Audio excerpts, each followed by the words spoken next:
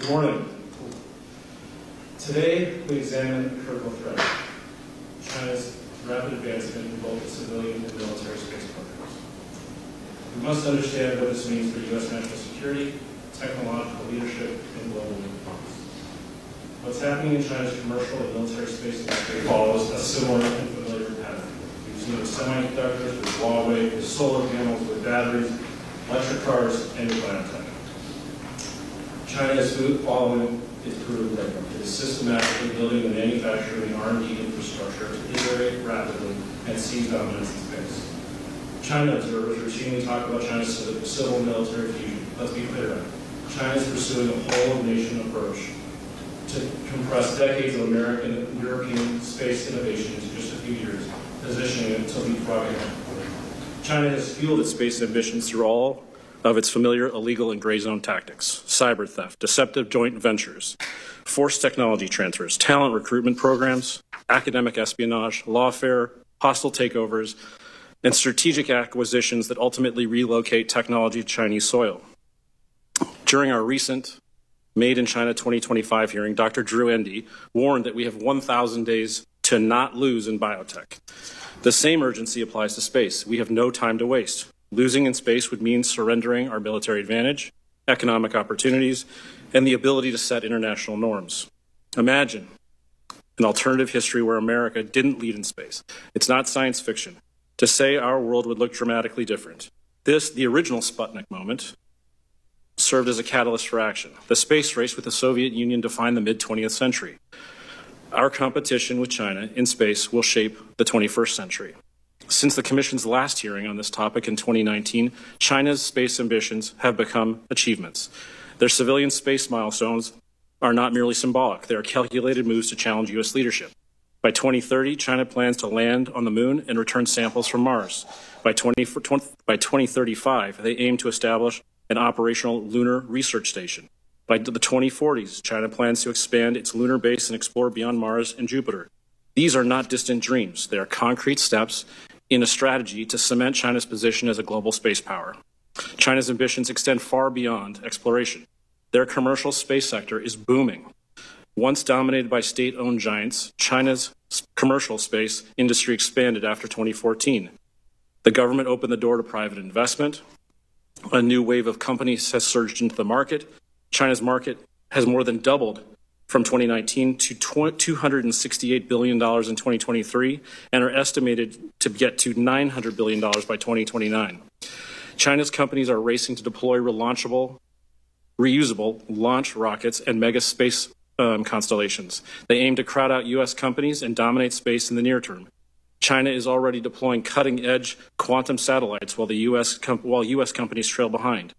Meanwhile, China's crewed space station and ambitious lunar mission plans seek to challenge American leadership in human spaceflight as well. This is not about technological bragging rights. China's expanding space power poses real military and economic challenges. The PLA's counter space capabilities are advancing as well. Beijing's influence over the global space governance is growing too. As Carrie Bingham, a former Department of Defense leader and leading expert on space policy, recently warned, our space sector, the U.S. space sector, has long been an advantage for the United States. We need to keep that advantage. The United States cannot afford complacency. Our technological innovation, talent development, and military readiness are being tested. Today, we'll hear from General Chance Saltzman, Chief of the Space Operations for the U.S. Space Force. He will provide insights on the strategic stakes of U.S.-China competition in space, explain how the Department of Defense is preparing increasingly contested domain, and following General Saltzman, we'll have a panel of experts to further explore issues related to U.S.-China competition in space. So, before I turn it to my dear friend, Commissioner Sims, let me thank the witnesses for their testimonies today. Thank you to the Senate Help Committee for allowing us to use this new and renovated beautiful hearing room, and to Commissioner Sims for his shared interest in this important topic. Commissioner Sims. Thank you, Commissioner Keiken. General Saltzman, thanks for taking the time to come down and speak with us today. The space race of the 20th century captured the imaginations and the ambitions of the American people. However, before NASA's Apollo 11 delivered one giant leap for mankind, the Soviet Union's Sputnik 1 raised fears of the capabilities that could be unleashed by United States adversaries. The question today is, will the next Sputnik moment be made in China? Or will the United States once again lead the way in the new space race? Now, as it was then, the country who wins this race toward the stars will likely also be the country who's this century's defining power here on Earth. During my tenure in the Office of the Director of National Intelligence under the leadership of then DNI John Ratcliffe, space was made a priority intelligence domain, and Space Force was added as the 18th member of the U.S. intelligence community. That was just over 4 years ago. Earlier this year, I helped lead the transition of administrations inside one of our intelligence agencies. And as I got up to speed on various challenges and opportunities, I was struck by the progress that the People's Republic of China had made in some of the critical technologies that will define the future, including in space. China has become a peer competitor and in some areas, the world's leader in key technologies where they were not on our level just a few short years ago. According to ODNI's annual threat assessment released last week, China has achieved world-class status in all but a few space technologies. This development has enormous geopolitical, economic, and military implications, which I look forward to discussing in today's hearing. The United States, our government, our private industry, and our people must have a sense of urgency to win Space Race 2.0, but we should also have the confidence of knowing that we have won before and we are well positioned to win again. The U.S. remains the global leader in launch capabilities. Our commercial space industry is the envy of the world. No other country is catching rockets with chopsticks so they can be sent back out into space again. The Trump administration has ambitious goals for the Golden Dome missile defense shield, whose success will demand continued innovation in space-based assets. We're going back to the moon, and God willing, we'll be the first country to plant our flag on Mars. I look forward to the testimonies from our witnesses today as we seek to retain U.S. space superiority in the 21st century. General Saltzman, I have this long introduction about you that I will forgo reading and put in the record and turn the microphone over to you. I will note that General Saltzman is a native of Kentucky and went to Boston University. Over to you. Well, thank you, Commissioner Keikin, Commissioner Sims, Madam Chair, Mr. Vice Chair, to all the members of the Commission. Thank you for inviting me to testify today. The space domain plays an increasingly vital role in making the modern American way of life possible. China's pursuit of its ambitions in the domain could present a powerful destabilizing force to our economy and our national security. Today, more than half of the 16 sectors of critical national infrastructure depend on satellites. A third of our crops are grown using weather data from space. Internet and cellular service relies on satellites for optimization and resiliency. Modern transportation and logistics would be impossible without the global positioning system, and the timing signal it provides serves as the basis for digital finance and e-commerce transactions. Undoubtedly, space underpins our nation's economic prosperity, but it also provides the backbone for our national security. Today's joint force is built and sized around the assumption that space will be there when needed. Setting aside the obvious examples, many of our most important weapons depend on GPS guidance to hit their targets. And the rapid collection and flow of data from space is the basis for the way we mass and maneuver fires in support of battlefield objectives. Simply put, space matters more and more every single day, and a significant amount of our capability is built, sustained, and operated by the U.S. Space Force. Unfortunately, we are not alone in recognizing the incredible strategic advantage offered by space. Over the last 2 decades, our competitors, China in particular, have invested heavily in counter-space threats, kinetic and non-kinetic weapons that can deny, degrade, or destroy our satellites. In 2007, I stood on the operations floor in the Joint Space Operations Center, Vandenberg Space Force Base, and I watched China test an anti-satellite missile for the first time. Clearly, from a military perspective, Beijing understands that the space domain is a key enabler of long-range precision strike as well as information gathering and dissemination, which makes it foundational to the projection of national power. In the near term, China's investments in reusable launch vehicles and on-orbit refueling represent an inflection point in space access that may result in China overtaking U.S. leadership in the domain. In the face of this competition, the Space Force was established in 2019 to reshape the way the U.S. projects power in space. Armed services are unlike any other organization in federal government. They unify people, resources, and vision for one purpose: to contest and control geographic domains with military force.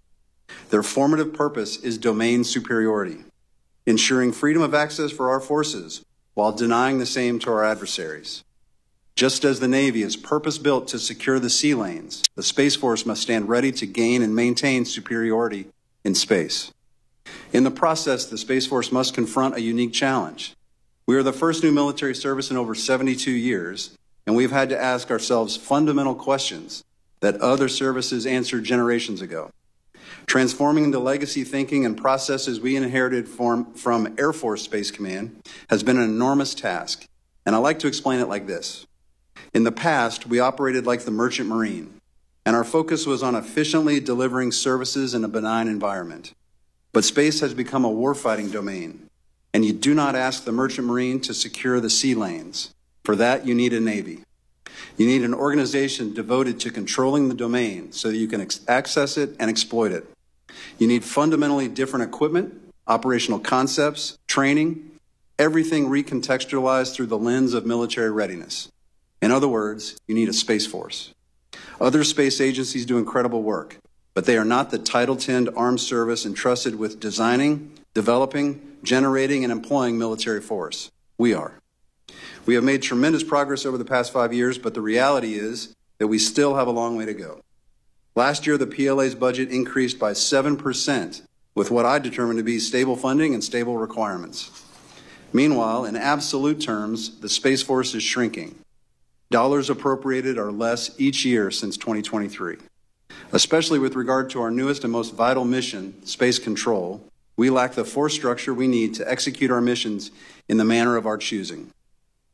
As the Chief of Space Operations, I will tell you that my primary focus is transforming the force into a warfighting organization.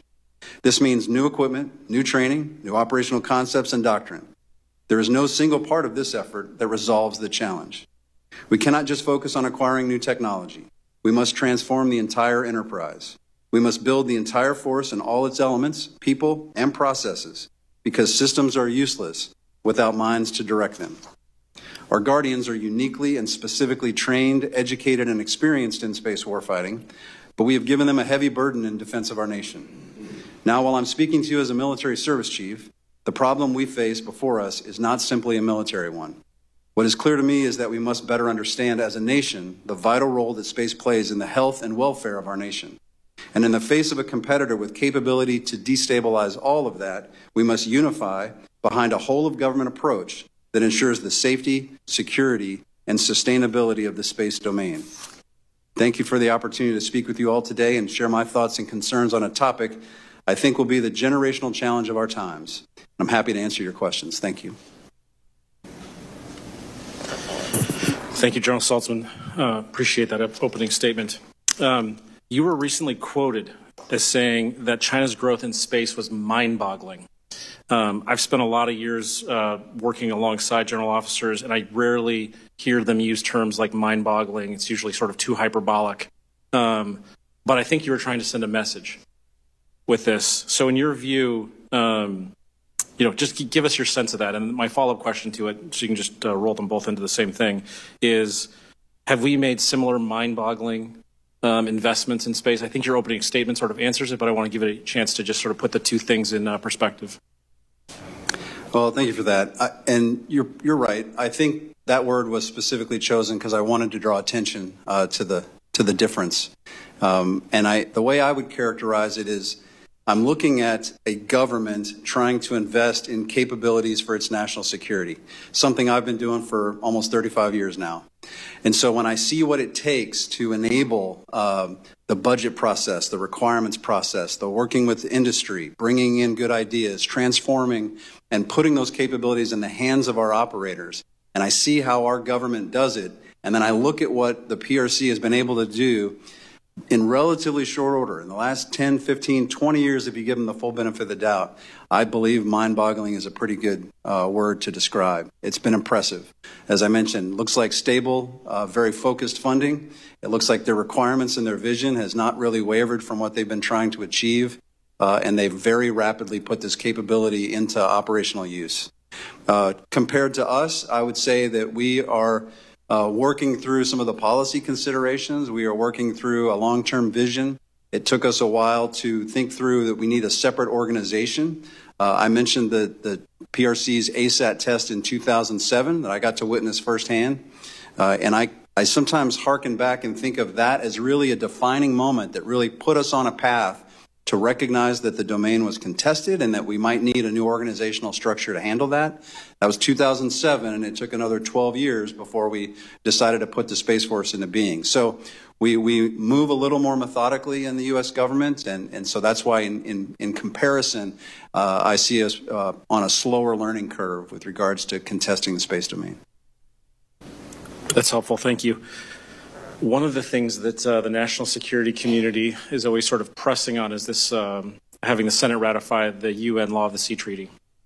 And as I was reading your testimony, this sort of analogy came to mind, and thinking about space as the global commons in a similar way to we think about the Law of the Sea Treaty.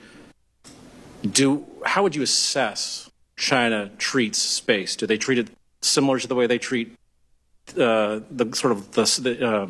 maritime law and maritime norms?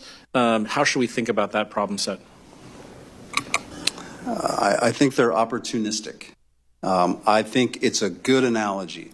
I think there is a lot about the maritime domain that we can learn from. The difference, of course, being we've had seafaring nations for millennia. And we've learned over the years through trial, through error, through accidents, through wars, what the rules of the road should be and how best to operate with a global commons that everyone can share, but also protect its own interests.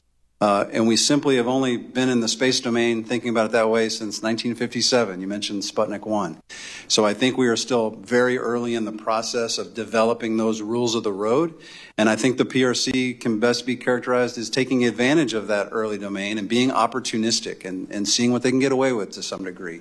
And that's where I think we call on like-minded nations to talk about responsible behaviors in space, trying to set those norms so that we can call out aggressive or irresponsible behavior more specifically. That's very helpful.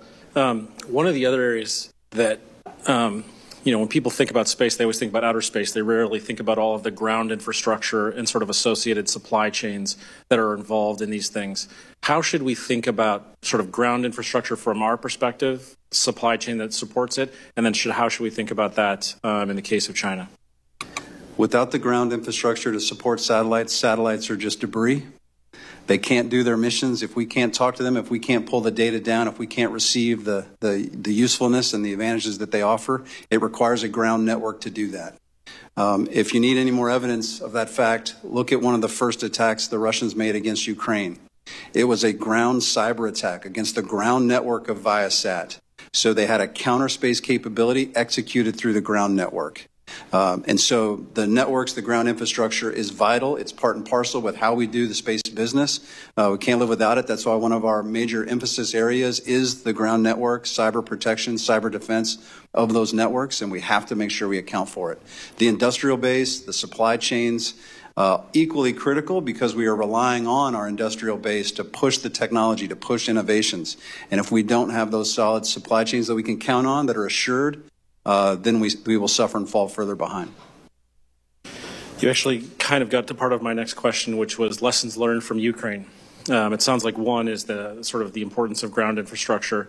As we sort of think about a potential Taiwan conflict or any other future conflict, how should we think about lessons learned from Russia-Ukraine? Yeah, I appreciate that. I certainly do always list that ground attack, making sure we understand that cyber defenses and how critical the ground networks are. So I certainly count that amongst the lessons. The other big one for me, and this goes back to some comments I made in my opening statement, as a military service, I have to present an entire capability of equipment, people, processes, concepts. That's what a military force is. And one of the things I observed, and I will just say it's an observation at this point, it's hard to learn lessons in the middle of a conflict like that. But one of the lessons is if you have exquisite technology, that's necessary sometimes to be effective, but it's not sufficient. If you don't have the sustainment, if you don't have the operational concepts, if you don't have the practice of how the equipment works together with others, a combined armed approach, you're not going to be as effective. And I think we saw that in some of the Russian employment of their capabilities. They had a very capable military, but they didn't necessarily have the tail behind it, the sustainment, the operational concepts to work together to really take advantage of those technologies. Therefore, I'm very conscious of that. It's one thing to build satellites, to build the ground infrastructure, but if I'm not also training the operators, making sure that our capabilities are integrated with the broader Department of Defense, the joint force, it's not going to be as effective as it needs to be. And so those operational concepts are also high on my list of priorities. Thank you, General Saltzman. I'll turn it over to Commissioner Sims. Thank you, Commissioner Kuiken. General, what are some of the counter space capabilities that you are most focused on? And when I'm thinking about this question, one of the things I think that it's hard for the public to wrap their head around is what does conflict in space even look like? And if that's where things went, God forbid, what are the implications here on Earth? So, one, help people help us understand what that looks like. And then second, what counter space capabilities is China developing today that you're most focused on that would have implications for that? Thank you for that. I do feel like I spend a lot of time trying to educate people in this new domain of war. And I think the easiest way to think about it is if we can visualize or at least understand the effects that we gain advantage from space. The ability to surveil globally, whether it's weather data, whether it's intelligence information, whether we're surveilling the Earth to look for missile launches and the data that we provide. The ability to use satellites to our advantage is the reason we really want to be in space. It's to take advantage of it. And there's economic reasons with communications, et cetera. And so what war looks like is using weapons to deny an adversary access to those capabilities. So the PRC has built systems that can actually deny us the ability to use our satellites the way we want to. And so what I also describe is 6 basic categories of space weapons. And they're really divided into 2 parts. There's ground-based weapons and space-based weapons. And each of those areas has the same 3 kinds of weapons. There's directed energy, there's RF, like jammers, and then there's kinetic, and that's 2 things run together to create some sort of explosion, some sort of destructive force. So kinetic weapons, directed energy weapons, and RF jammers. Those can be on orbit, those can be on the ground pointed up. The PRC is investing heavily in all 6 categories. Right now we are not investing in all 6 categories.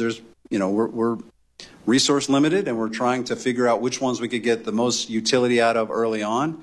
The reason you need all 6 categories is because they're all not best suited for all targets that you might try to hold at risk. And so we start to balance, are we trying to counter a low Earth orbit capability? Are we looking at a geosynchronous capability? Those would require different kinds of weapons. And are we trying to deny, disrupt, degrade, or God forbid, destroy? What is the end effect that's really necessary? And I'll just conclude by saying we believe in responsible counter space, destroying something on orbit, as we've seen with the Chinese in 2007 and the Russians in 2021. The debris that's generated by a destructive force on orbit can be catastrophic for all of the users of the space domain. And so that is I feel, the last resort, and something that we don't want to create this long-lasting hazardous debris field that can start to make the domain far less sustainable. So you said China is investing in all 6 of these categories, but we are not. What are the categories right now that the U.S. is not investing in that you feel strongly that we should be doing more in? I won't go into too many specifics on that, but I will say our initial energy, and some of this is because of the technology readiness level in our industry, is mostly ground-based, looking up to space. So in the RF jamming environment, for example, exploring those areas. As you start to move to orbit, the technological threshold is a little higher, and so we've not put our dollars there initially. And so we are more interested right now in ground-based capabilities. So you've done a good job kind of painting a picture of what conflict in space may look like and the different ways that could play out. With that in mind, how resilient would you assess our current space capabilities to be in response to some of China's counter space capabilities? I start that conversation by saying that It's an important imperative that the Space Force build an architecture that denies first mover advantage. So if you'll allow me, first mover advantage is where in a given conflict, the offense has an advantage over a defensive position. And that in that condition, you're incentivized to attack first. This happens periodically in the history of warfare based on technology, whether the offense or the defense has an advantage. Right now in space, because of the way we've designed our architectures, mostly for a benign environment, orbits are very predictable. Satellites don't have organic defensive capabilities. It's not hard to pick them out as targets, quite frankly. That gives the offense an advantage. That gives an incentive to strike first, and we have to try to deny that. So I think that because the systems were designed when we were more like a merchant marine, back to my analogy, we weren't thinking about combat attrition. We weren't thinking about effects of an adversary. We were thinking about what's the cheapest way to do the mission, and how can we make those satellites last as long as possible. That's not a defensive posture. That's a utility posture. And so now we are actively trying to invest in changing that level of resiliency. One of the ways we're doing that is instead of using maybe 4 to 6 large, very redundant satellites in geosynchronous to perform missile warning, those 4 to 6 satellites might be easy targets to hit. But if we proliferate that mission across low Earth orbit and use hundreds of satellites to perform missile warning instead of just a few geosynchronous satellites, you change the targeting calculus for an adversary. Now they have to raise the threshold of violence in space to attack a lot of satellites to achieve that same effect on the missile warning mission. That creates a level of resiliency when you raise that threshold. So one last question for you. I want to kind of zoom out some. I mentioned in my opening statement that I had kind of a 4-year gap in my consumption of intelligence around this, and I was struck when I came back in earlier this year by the progress that the PRC had made and some of the real critical technologies in the space domain, certainly, but across the board. I would be curious to hear your kind of big picture assessment of if the PRC continues on the trajectory that it's going in developing its capabilities, the United States continues on the trajectory that we're going in developing our space capabilities. How do you see that playing out? Yeah, I don't like the curves that you've just kind of defined there. I don't like the slope of those curves. I think if in the last few years, one of the big changes that I think is noteworthy is we recognized in 2007 and in the following years after that that they were investing heavily in the counter space capabilities to deny us the use of our satellites. The bigger change in the last 10 years, I think, is now they've built this, what we called a kill web. But in essence, it's a space-enabled targeting set of constellations. The ability to find, fix, track targets our terrestrial forces, that's what has grown most impressively over the last decades. Hundreds of satellites used for this purpose.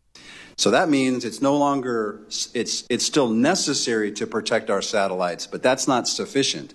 Now we have to be able to deny the PRC, for example, the use of their satellites against our forces. That's a new mission set and really rounds out what we say it means to have space superiority, to use space control, protect ours, but also deny theirs. And that's what we're trying to invest more in. General, thank you for your testimony today. It's been very, very helpful. Thank you. Commissioner Brands. Good morning, General. Thanks for being here. This first question is sort of an extension of the question that Commissioner Sims just asked. So it sounds like from your written testimony and your answers here that you think China is fairly well advanced on its trajectory to become the world's preeminent space power, which is their ambition. Could you just sketch out in a little bit more detail what are the implications of China achieving that status for the United States in peacetime and then in conflict? Well, and I think it's worth mentioning too that I'm still pretty satisfied with the U.S. Space Force. I want to say that, and I hope that sounds understated, because we're still an amazing military space organization. We just have a much broader set of missions than what we see the PRC focusing on. They're very clear in that they have a Western Pacific mindset. They're able to husband their resources around all the capabilities in that area. We have much more global reach, more global concerns, and so it's their focus that's allowed them to be most dangerous and so fast in putting those capabilities together. But I've also tried to be pretty clear in saying that the modern battlefield has to account for the space domain. If we can't continue to protect our use of the domain and we can't deny an adversary, it's going to be tough to meet military objectives in any of the other domains. We are not a joint force, a multi-domain force, just because it sounds good. We're a multi-domain force because we have to be. That's what it's going to take for modern battlefield success. And I think that when we see the space domain being contested by a potential adversary, we have to be able to respond to meet them head on. And to borrow Commissioner Kuiken's analogy, we hear and we see a lot about unsafe and unprofessional Chinese behavior in the air and the sea domains in particular. Do we observe similar things in space, and what's your perspective on that? Nothing was more irresponsible than destroying a satellite at 500 kilometers altitude. You know, that the Feng Yang satellite they destroyed in 2007, we are still tracking debris from that explosion here 18 years later. That debris causes hazards to our astronauts on the ISS. We've seen conjunctions with the ISS up 14-fold in the last 10 years. That was an incredibly irresponsible event, and I think there's large consensus that that's true. Then what we're seeing is operational demonstrations of capabilities that could also be used for purposes beyond what they state they're using them for. I'm talking about like the grappling arm. The ability to grab a satellite and pull it out of its operational orbit, this clearly has concerns for us if it was used that way. So we're watching operational tests of categories of weapons-like, weapons-class satellites, and that's concerning. The last thing I'll add is concern to the magazine depth that we call it. How many missiles are they buying? How much are they stockpiling in order to conduct these anti-satellite engagements? And again, a pretty staggering development. You mentioned in your written testimony that the United States and Space Force in particular are constrained by essentially an outdated space policy that's based on the assumption of space as a relatively benign environment rather than the increasingly contested environment that it has become. I wonder if you could expand a little bit on that and just say what are the areas in which you think U.S. policy has become most deficient, and what would be the changes necessary to make us more competitive? Yeah, and I want to be clear on this too, because I don't think this is, I wouldn't characterize this as a policy debate came to the front, it was deliberately considered, and we chose the wrong policy. I don't characterize it that way. I characterize it as, to some degree, space has been a little bit out of sight, out of mind, literally out of sight, out of mind. And so it just hasn't risen to the level where serious policy considerations need to be adjusted. We need to adjust our policies.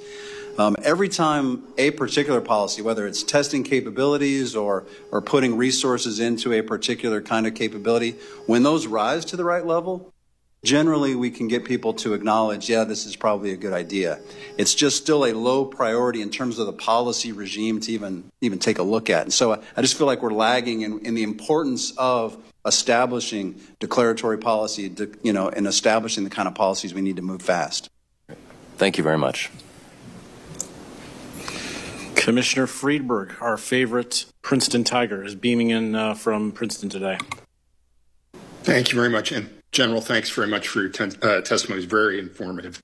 I wanted to ask you about how we might assess overall the balance in space. It seems that you're describing a situation in which both the United States and China are trying to secure their own ability to use space, including in wartime, and if they need to deny it to the other side. How would you assess where we and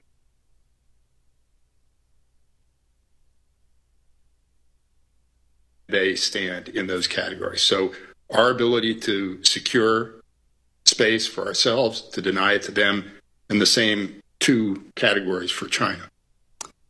Yeah, it sounds like I'm parsing my words. I'm just trying to make sure that we're careful in these oversimplifications. And the word space race gets thrown around quite a bit. And so I get asked often, tell me about the scorecard. Tell me where the balance sheet is on their side versus our side, or who's ahead in the race. And I just try to resist those because it's, as you would imagine, it's far more nuanced and far more complex than that.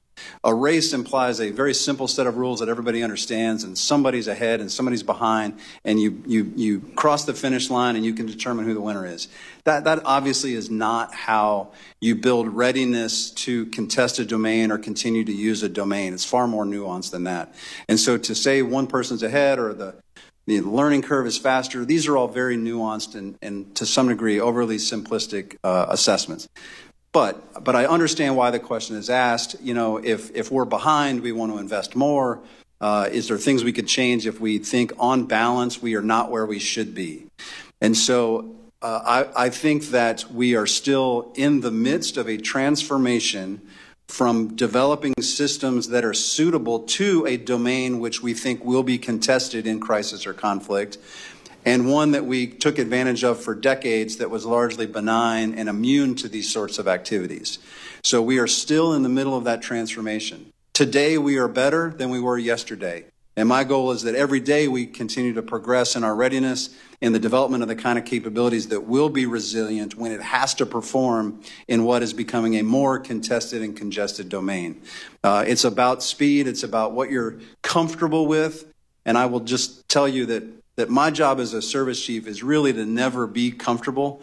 I'm continuously thinking of the worst case scenario. I'm cynical when I look at you know, the nature of the world and how it's progressing. That's my job, is to be that kind of military planner, be ready for our worst day.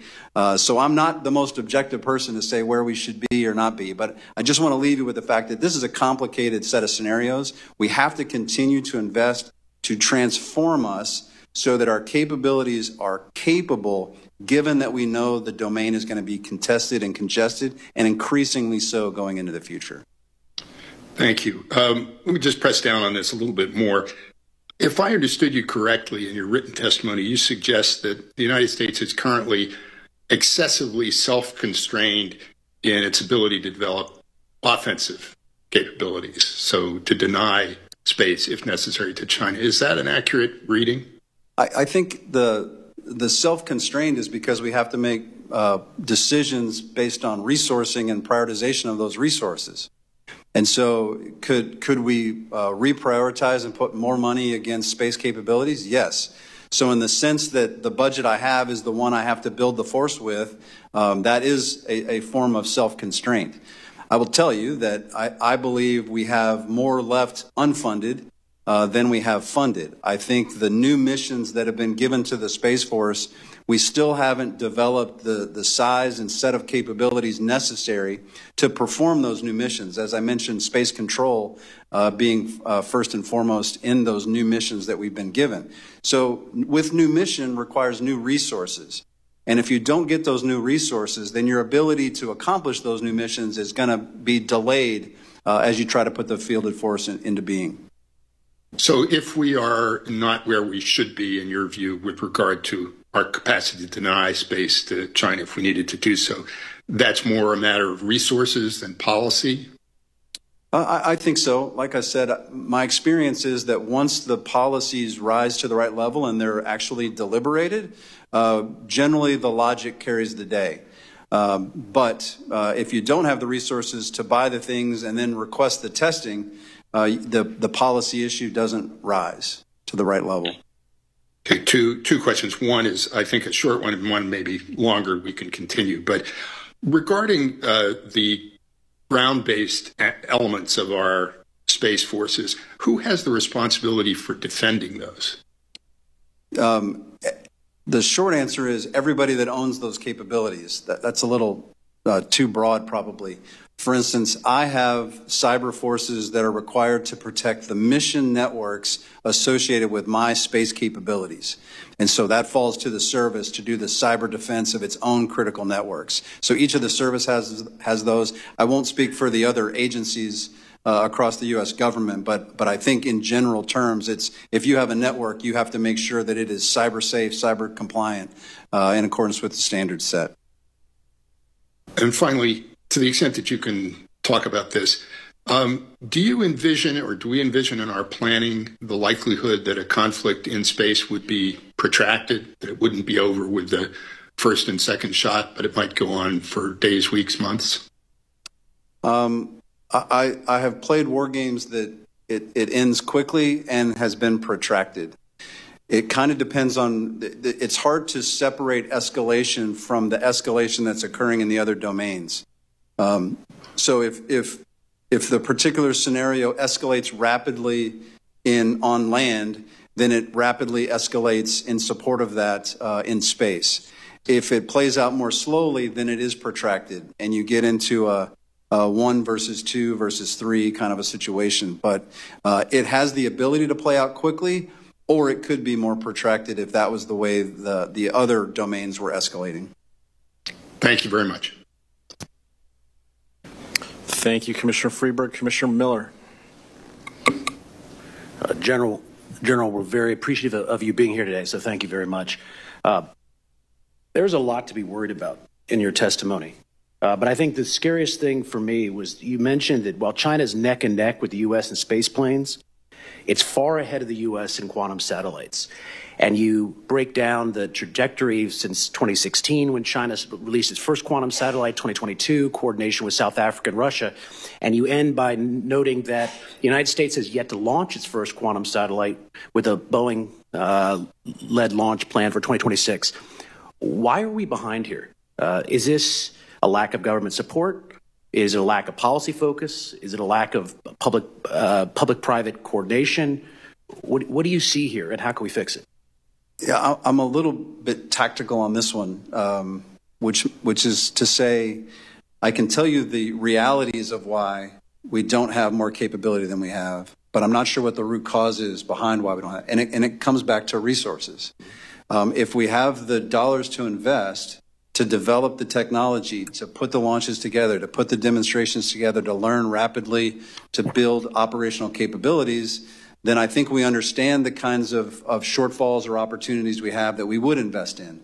Without those resources, I can't obviously progress the technology. So the real question is, why do we not have the resources? And I think there's not one simple answer to that. It's a myriad of prioritization and focus and other constraints that have been placed on the budget. And so I would hesitate from my position to say why it is that the Space Force doesn't get more resources to invest in these. But I think the tactical answer is with more resources would come more technology development faster. And do you have one of the things that we do as a commission is recommend actions to Congress. Do you have any specific recommendation to Congress about the quantum satellite? This is something that if something is not top of mind, you're welcome to submit this to us later. But is there anything that we can direct Congress's attention to this in a way of maybe narrowing the China's advantage here? I have to remind myself of this all the time. I think pretty near term. What is it I can do? If I get a budget tomorrow, what will I spend the money on? What's the first best thing I can do to make the Space Force more ready today than it was yesterday? But I have to fight the urge to stay in the present and think about some of the longer term visions. I think quantum is one of those examples. We have to invest in the science and technology, continue to develop things that we don't completely understand. What's the best use of it? This is going to require experimentation campaigns, a campaign of learning. These are long-term goals, and so continual investment, saying, hey, let's just, a portion of our money should be done in these S&T early development projects because we're not sure exactly how it's going to pay off. And so I have to keep reminding myself to invest in those things that have more of a long-term payoff and not get so fixated in the what can I deliver in the next year or two. And so that's how I'm doing it. But that means you have to defend something in the budget process that you can't really articulate what the payoff is going to be. That's an educational process to say, I can't tell you what the return on investment is, but I think we should continue to invest it. I think we should continue to learn here. And in tight fiscal environments, that becomes tougher to defend. Understood. One of the areas in which you speak about the Chinese narrowing the advantage with us is reusable launch rockets. And I think your testimony notes that experts are predicting that Beijing will be competitive, or Chinese companies will be competitive with SpaceX by 2030. And you mentioned new and innovative approaches, including something that resembles a maglev train with the electromagnetic pull. Can you tell us a little bit about that? I can't speak technically about those particulars. I can say that having watched the military space organizations and industry work for the last 30 plus years, the reusability of rocket launch systems has done two things. One is it's made things a lot cheaper to put on orbit, which means we can just envision maybe it's better if we do this mission from orbit rather than try to do it in one of the other domains. That was a little bit cost prohibitive before. We have less cost prohibitions now that the cost per pound to orbit is lower. That's one. And second is that has created a market because now there are more entrants into space. The industry has expanded. That has created assembly lines and procurement lines of scale that we didn't envision decades ago. Small satellites, having a constellation of thousands of satellites is mind-boggling from where I started in this business. We thought in terms of 1 and 2 and exquisite satellites, procurement chains and economies of scale didn't exist. Now it does. I think the U.S. is taking advantage of that. We are still the world's leader in launch. As soon as those reusability capabilities start to be used in other countries, they will start to catch up and be able to use space for different missions and in different ways, even more resilient ways. If I could just, one additional thing. One of the things that sometimes we don't think about with these mega constellations is the replenishment rate. Because of the way they're designed, because of the small satellite market, the way we build them, we don't expect them to last very long. You know, we used to build satellites for 20-year lifespans. Now we're thinking more in the 5 to 7 year time frame. And while that might be a little more expensive and you have to account for the replenishment capabilities, what it offers you is a chance to refresh the technology on a much faster time cycle. We're still using technology from the 70s on orbit today to do some of our missions because it was designed, because the satellites are still lasting. So our ground architecture has to account for those legacy technologies that are still on orbit. If you're replenishing on a 5-year cycle, you can keep that technology current. And as the industry expands, you can continue to take advantage of that, especially since replenishment is so much cheaper. Those are going to be game changers globally. I see. I don't have much time, but let me lob one last question, continuing on this relative advantage theme. You talk about GPS, and then how Beidou, which is the Chinese satellite system, was recently created, and it is what I think you say GPS capabilities are now substantially inferior to those of China's Beidou. Is that just the reality now? Is there a software fix for GPS? Do we have to build a new system? Is this a place where we should be placing our dollars versus some of these other priorities you're talking about? How do you think about GPS versus Beidou in terms of your priorities? It's about when it was developed and for what purpose it was developed. Again, ours was developed, the basic concept was developed decades ago. We weren't thinking about benign contested environments with our GPS signal. And so the architecture is just not designed to support that. We are, as quickly as possible, trying to mitigate that with new launches. The 3F satellites are an example that are a step function better in terms of being able to operate in a contested environment. But we're still trying to re-architect that GPS architecture based on a contested domain. That's not the way it was originally designed. Thank you, General. Thank you, Commissioner Miller. Commissioner Price. Good morning, and thank you, General Saltzman. This has been so interesting. I want to go back to a question several of my fellow commissioners have asked in different ways. Each time you answer, I get a little bit more clarity in my mind on this. You specifically have talked about funding, restrictive policy, and overclassification challenges. Can you when you talk about the struggle with overly restrictive space policy and outdated ways of thinking, give me some examples. I think a good one, you just mentioned it, is security classification. We've reached a point that I believe there is more state-of-the-world capabilities that we are protecting with classification that we used to reserve for state-of-the-art, if that makes sense. So when something is state-of-the-art, you want to protect it because you have an advantage that maybe others don't. When something is to the point where it's state-of-the-world, everybody has it. So then security classification starts to be a hurdle that you have to clear to collaborate with others. We've started the process of rewriting policy associated with our classification of space capabilities, but we're still developing it. We're still trying to figure out how you shift from classic need to know mindset to a more need to share. How do we collaborate? Sharing with industry partners, explaining to them the operational challenge at a classification level that they can manage is an example. Okay, trying to get my head around that. So go back to the role of the private space industry working with you. The Chinese obviously have a different model.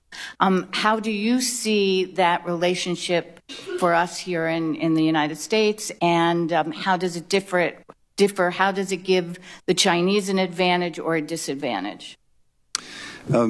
Our acquisition process is pretty onerous in the United States for a lot of good reasons. I'll say over time we've learned lessons, and every time we learn a lesson about either a failure in acquisition or an oversight misstep, we put documentation in place so that that doesn't happen again. And over time, that makes working through our acquisition process cumbersome. And in order to be fair and good stewards of taxpayer dollars, we have to go through a lot of process to put a contractor on contract to deliver a capability. So I'm not necessarily saying that's right, wrong, or indifferent. I'm just saying that's what it takes to happen. If we wanted to go faster, we've started to explore authorities and different kinds of policies that middle tier acquisition or other transactional authorities that step aside from the traditional acquisition in order to go faster. Separating software development out of what is traditionally around a hardware acquisition process is another example. We've got work to do to take full advantage of that with congressional oversight on top of it, and with the way we do resourcing to have money that we can ship between programs. I'll give you another example. When you hear industry sometimes talk about the need to fail fast. In other words, try something, it doesn't work, you shift to another approach. This is not comfortable in the U.S. government. Failure means taking the money away, not let me try something different sometimes. And so how is it that the U.S. government incentivizes failing fast? I don't know that we've figured that out exactly. That's one of those areas.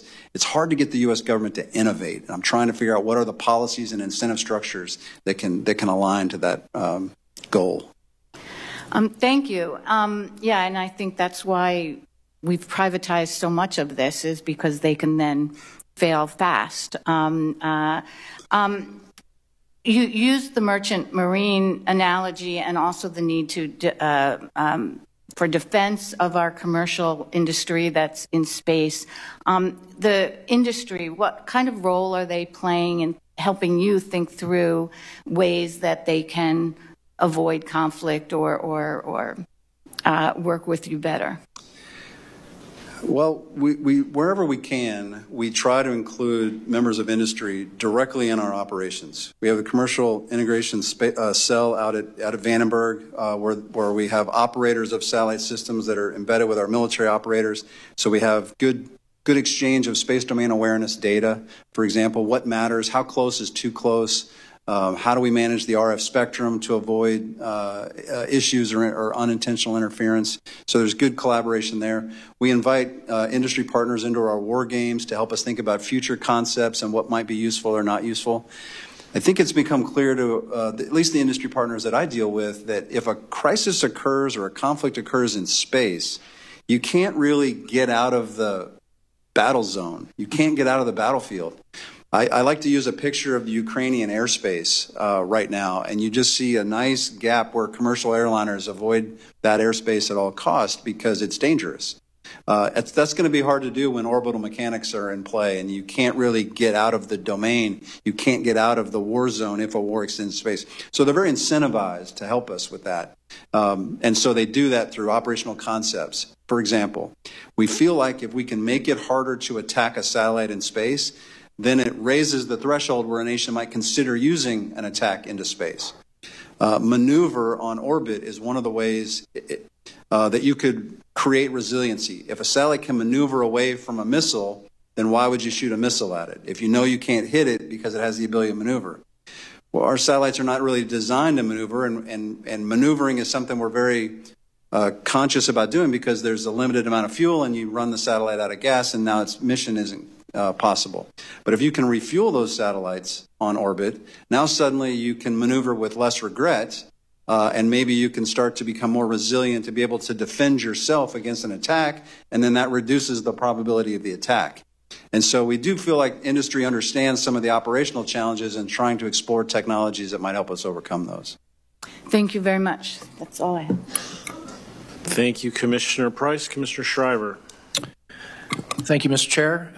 General, let me add my thanks for being here today and sharing your testimony, and thank you for your long, distinguished service to our country. I am not somebody who could claim to have any expertise in space, but I've been a China watcher for a long time.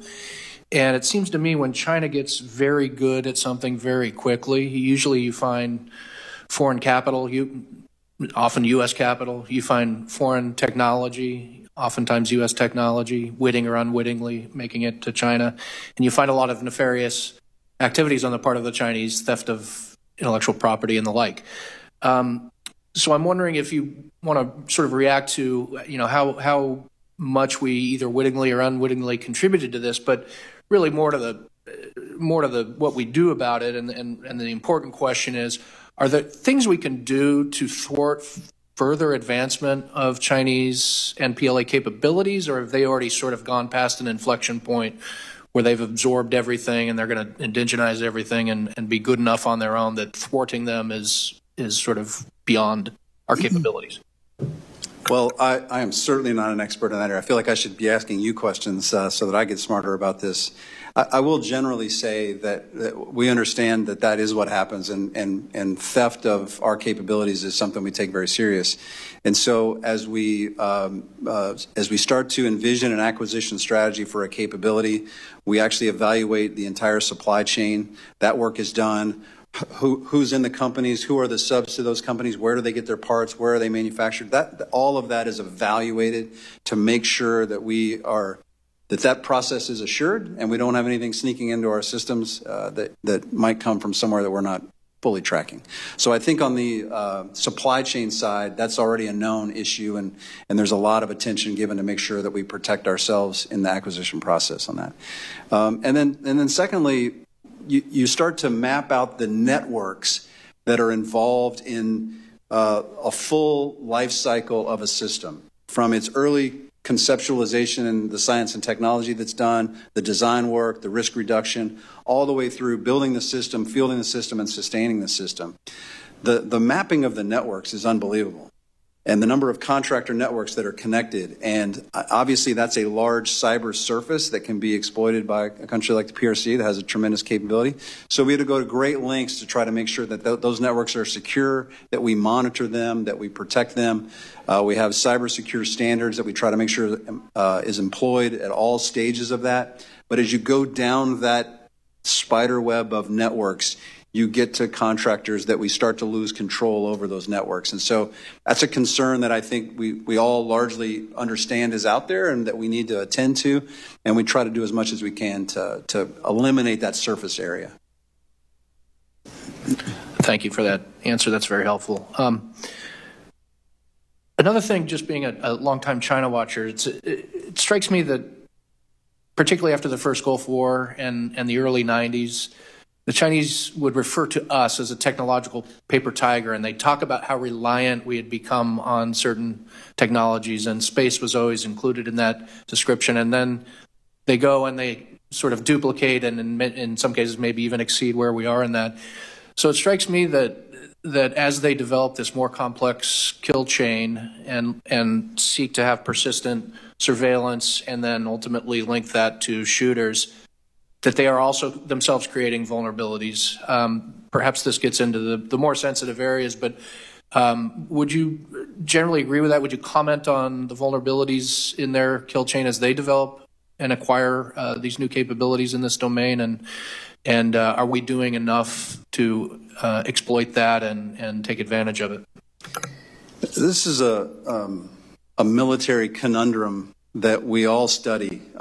Everything you use that creates a strategic advantage can quickly become a strategic vulnerability. That's the nature of it. The more you rely on something, the more devastating it is when it's taken away from you. And so this is just about a balanced approach. When we use the word resiliency, that is what we mean. So even though we might be reliant on something, we've created the conditions where we mitigate its potential for becoming a strategic vulnerability. That is the actions behind making something resilient. So it's addictive because you want those strategic advantages, even if you recognize that there could be vulnerabilities, and you start to convince yourself that you can mitigate those because this is such a tremendous advantage. I see the PRC falling prey to that exact mindset. Hey, there's such a strategic advantage here. It's worth the risk, and now we just have to attend to the risk. And so that's not going to go away. The last thing I'll say along those lines, and again, this is that military mindset. When you see yourself being dependent on something, there is something natural that says, I don't want to be dependent on anything. I want to be able to organically do my mission without depending on anything. We are not structured to have that mindset about space. I used to say that space was kind of the icing on the cake. It just made everything a little better. But now the analogy I use, we're more like the eggs in the batter. You cannot extract it out. We are in there. The force design counts on that. So this idea of what would you do without space is like saying, what would you do without air? What would you do? It just is no longer a part of this. So that means we're fully committed to making sure we can protect against those vulnerabilities so we can continue to leverage the strategic advantage. Thank you. I guess I have a minute left. This may not be quite sufficient for the question I'm going to ask, but I'll do it anyway. It struck me that if we had the CNO here, Chief of Staff of the Air Force, Chief of Staff of the Army, and we were talking about China, at some point early in the conversation, they would have mentioned partners and allies. And I don't think unless I missed it, that I've heard that. And maybe that's because, we're sort of so prominent in the space and our allies are so far behind. But wondering if you could address cooperation with partners and allies in this greater competition with China in the space domain. The reason we haven't talked about it is because I made a gross error in not talking about it. This is important. In fact, I had 3 lines of effort when I came into the job a couple of years ago, and that third line of effort is we have to partner to win. And I meant that broadly, allies, partners, and industry, because we are not going to have the resources. We can't take on this mission as fast as we need to without using allies and partners.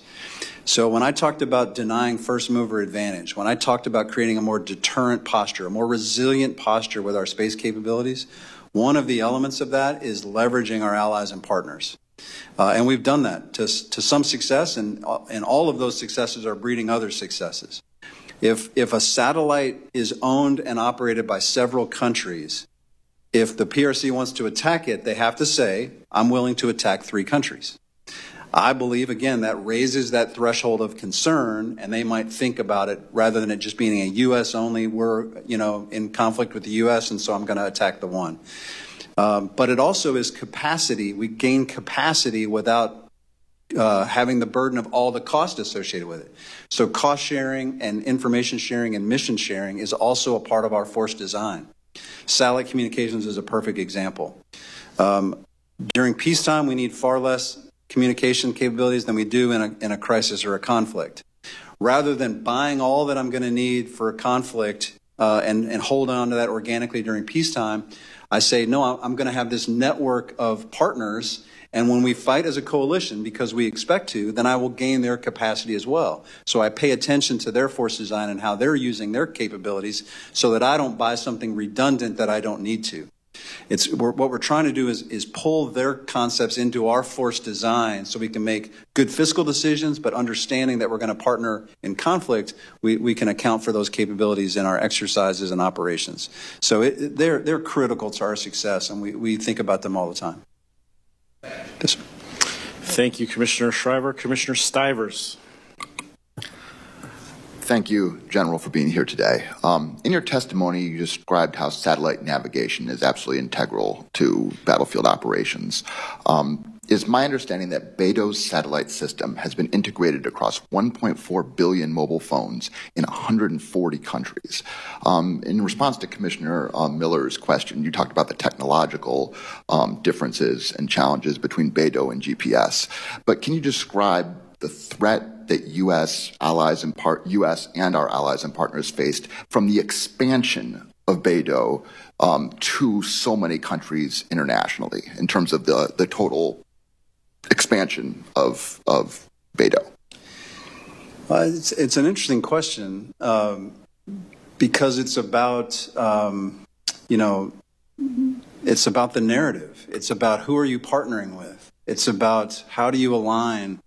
And if we think about this as this is the PRC narrative versus maybe more of a U.S. narrative, if there's more customers aligning that want to use Beidou and they become transactionally aligned to that country, does that cause us strategic concern?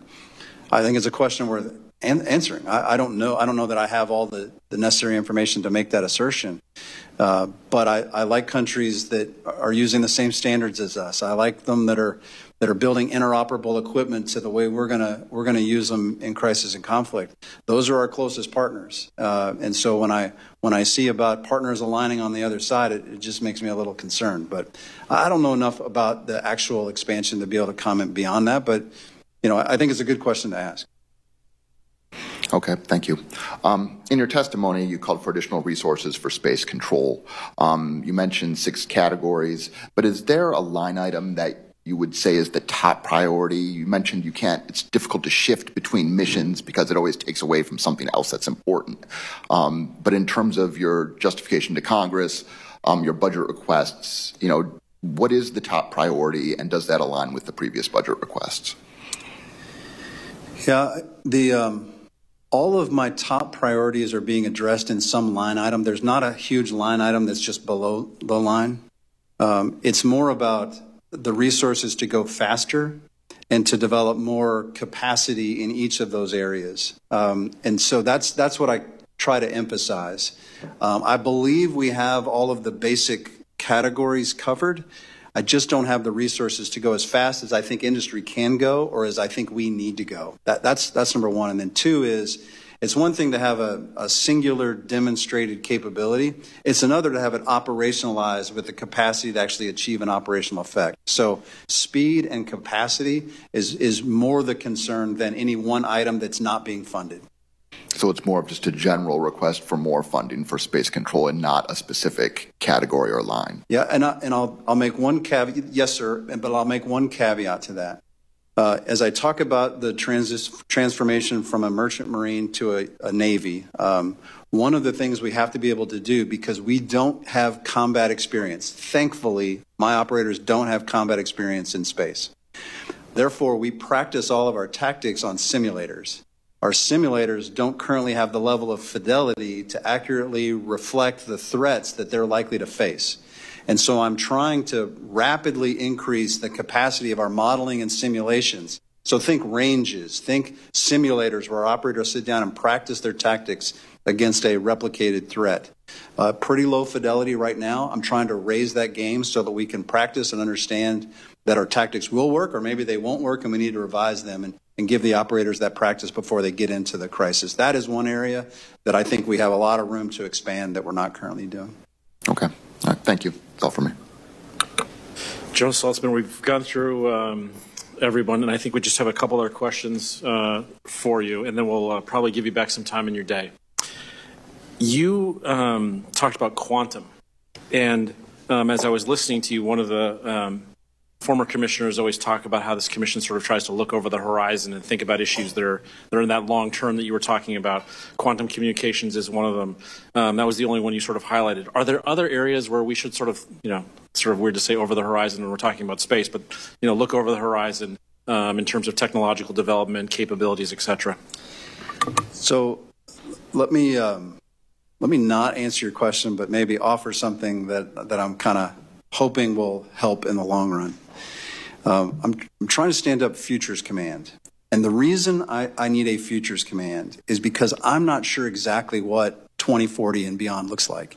I'm not exactly sure what the threat environment looks like. I'm not exactly sure which technologies will be used against me, which technologies I might be able to take advantage of for operational use. And I need a focused group that is able to both just do the thinking that's necessary, to leverage industry, to leverage our science and technology community, to leverage the interagency. What's NASA working on? What are some of the other civil sectors? NOAA, what are they working on that's been useful? And pull that together and truly describe in real detail what that future operating environment looks like. That then, I believe, will allow me to create a specific demand signal back to industry, back to the science and technology community, and say, this is what I'm trying to accomplish, and these are the technologies that we think need to be rapidly developed. And so while I can't sit here and say, this is a technology that I think we really got to invest in, what I'm trying to do is build a more fulsome process by which we will routinely identify what those technologies are and make sure there's a very objective demand signal back to the people that can deliver them. That's really helpful. Thank you. Your merchant marine navy analogy has really sort of stuck with me here. And as I was thinking about it, one of the things I remember when I was still with Leader Schumer was just how many entities across the federal government have roles to play in space. You know, NOAA has roles, NASA has roles, you obviously have roles, the intelligence community as well. In your opening statement, you talked about sort of this whole nation approach that China takes. We haven't really looked at the sort of civ-mil fusion or lack of fusion in the U.S. government or how we're organized with respect to space. Are there any ideas that we should sort of think about in that area to, you know, maybe revitalize the way that we are organized as it relates to space? I think, you know, one of the things that we're trying to do, and I mentioned Futures Command, looking at what are the missions that we're going to be asked to perform as technology is changing, as we can move different missions from maybe what was done in the airborne environment to what could be done in the spaceborne environment. There's going to be a roles and missions discussion. We've kind of evolved the roles and missions between military space and IC space, civil space, R&D space that NASA kind of focuses on. We've evolved to that point, but I don't know if based on the new security environment, we've really crystallized who's responsible for what and define that in terms that we can say, because I'm responsible for this, these are the resources I'm going to need. We're kind of backing into it to some degree. And so a level of formalization of those responsibilities is probably the next step. Okay, we stood up an organization for military space. Now we need to clearly define what those roles and responsibilities are, or even establish a process by which we will evaluate new missions as they're developed to make sure we give them to the right organization. That's helpful. And then Commissioner Shriver got me thinking about international institutions. The only one I could think of off the top of my head was ITU. And then the only treaty I can think of is the Space Treaty. How should we think about this ecosystem if China has little regard for these institutions or sort of historic legal documents? Yeah, you know, those are the two that always, those are in the forefront. I'm sure there are others that are behind that, but I think this goes to the point where we're still maturing the community of practice, the community of interest internationally that's going to address the challenges that come up in the space domain. So I think that it's just recognizing that we have work to do, that we have to document these approaches is key. Do we need an international group to do it? Maybe. You mentioned the PRC doesn't really follow those, but it doesn't mean they can ignore them. And sometimes the most important thing you can do to attribute aggressive, irresponsible behavior is define what responsible behavior looks like. Then it becomes clear that somebody has violated it. And even if they are willfully violating it, at least the international community can comment on it from the same basic standard that's been established by like-minded spacefaring nations. And if that number is 190 and there are two people outside of that, well, two nations outside of that, well, then that says something. And I think that gives us the power across the international community to apply additional pressure when somebody specifically acts irresponsible based on the defined responsible behaviors. Thank you. Commissioner Sims? Thank you, Commissioner Kuiken. You know, I was thinking, General, as you were talking about the need to increase the fidelity of your training platforms, that, you know, we may lose a lot of things to the Chinese, but if we lose at video games, I don't even know what we're doing at this point. America's not losing at video games, Commissioner Stivers. It's not going to happen. I remember the first term of the Trump administration sitting in the private dining room off the Oval, where the president was meeting with the NASA administrator and pressing him on going to Mars. Like really getting after it, like, man, we got to go. And I think we've made a lot of progress, certainly, in that since then, and it's starting to feel a little more within reach. What are the implications of the race to Mars for some of the things that we're talking about today?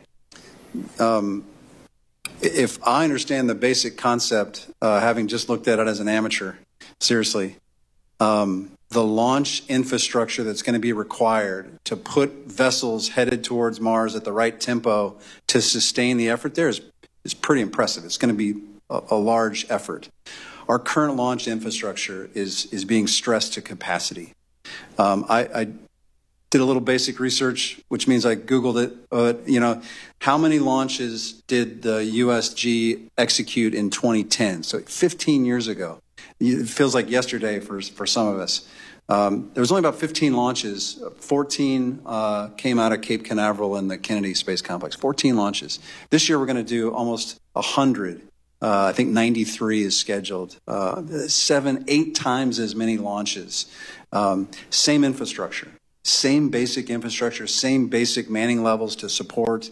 It's time to revisit the launch infrastructure as we think about what it would take to actually go to the next level of space exploration, space utilities, how much we're going to put on orbit for national security.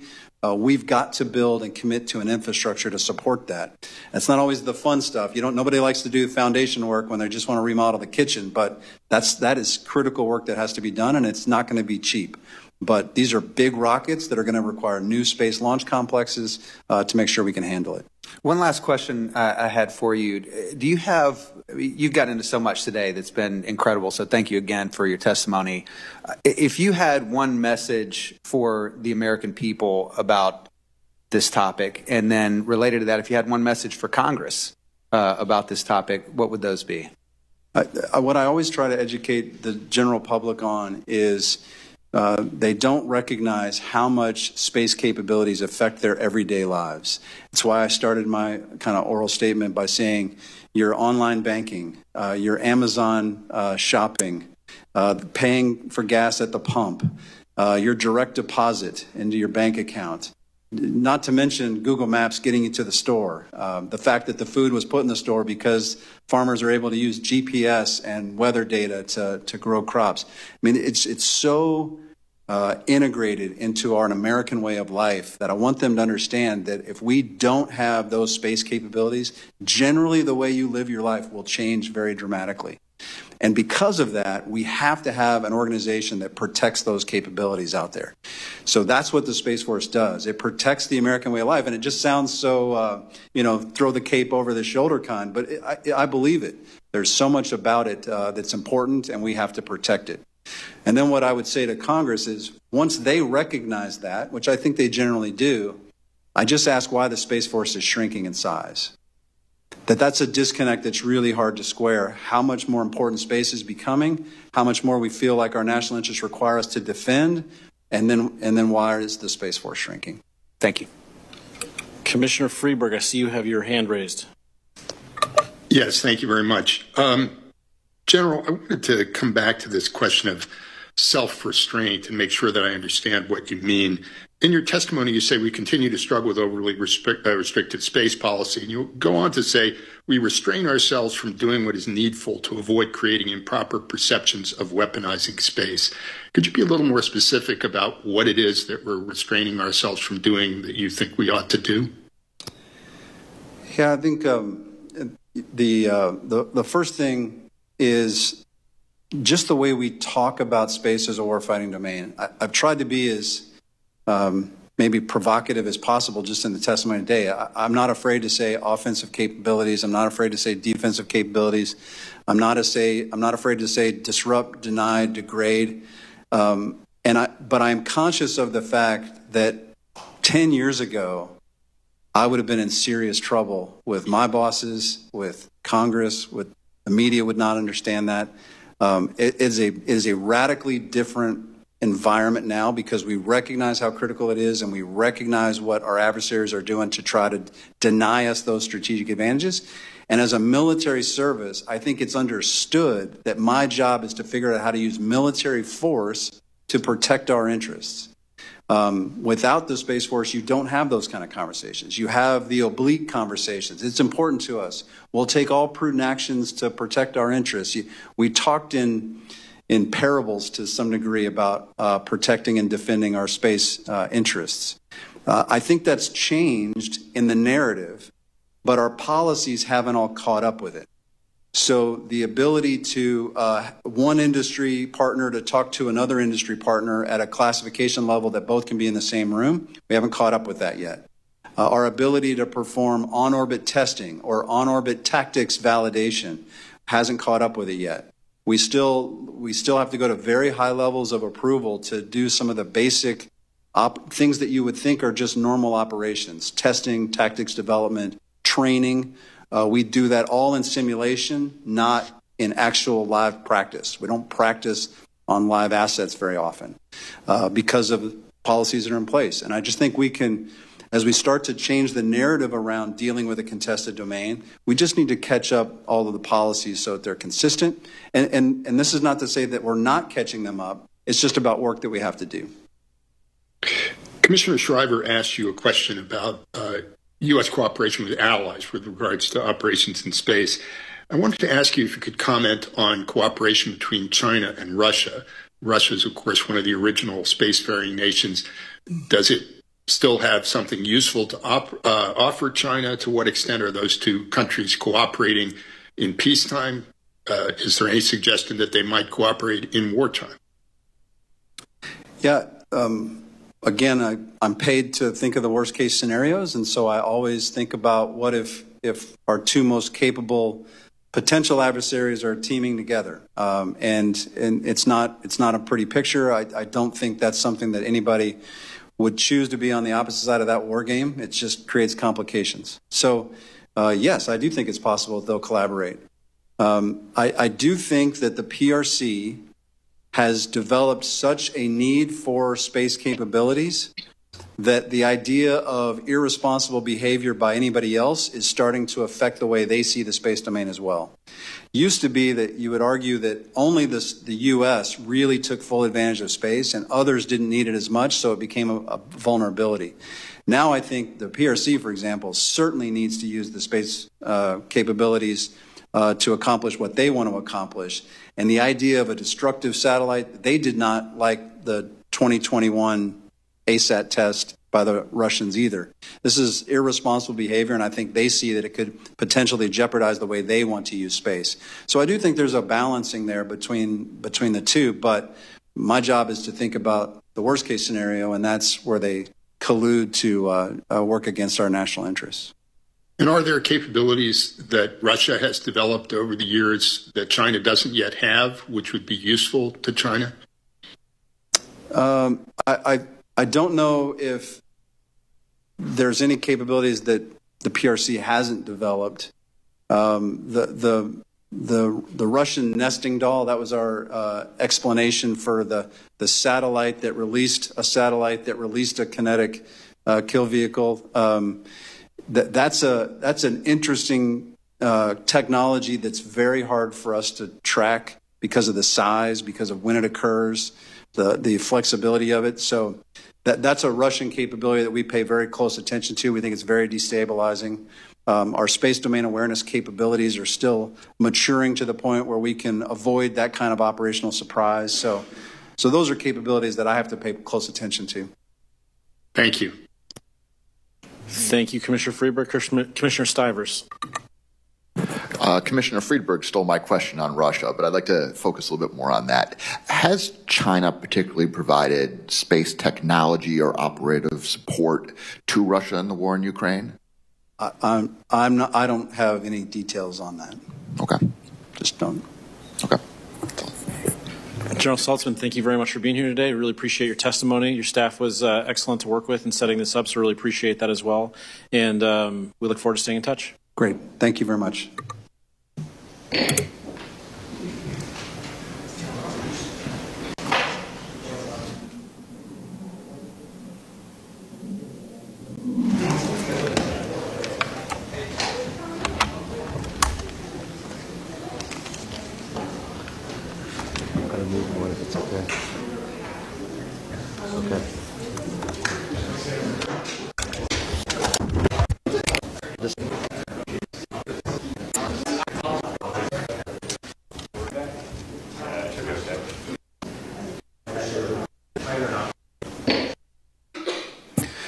China's made similar progress in Mr. David Cavazos.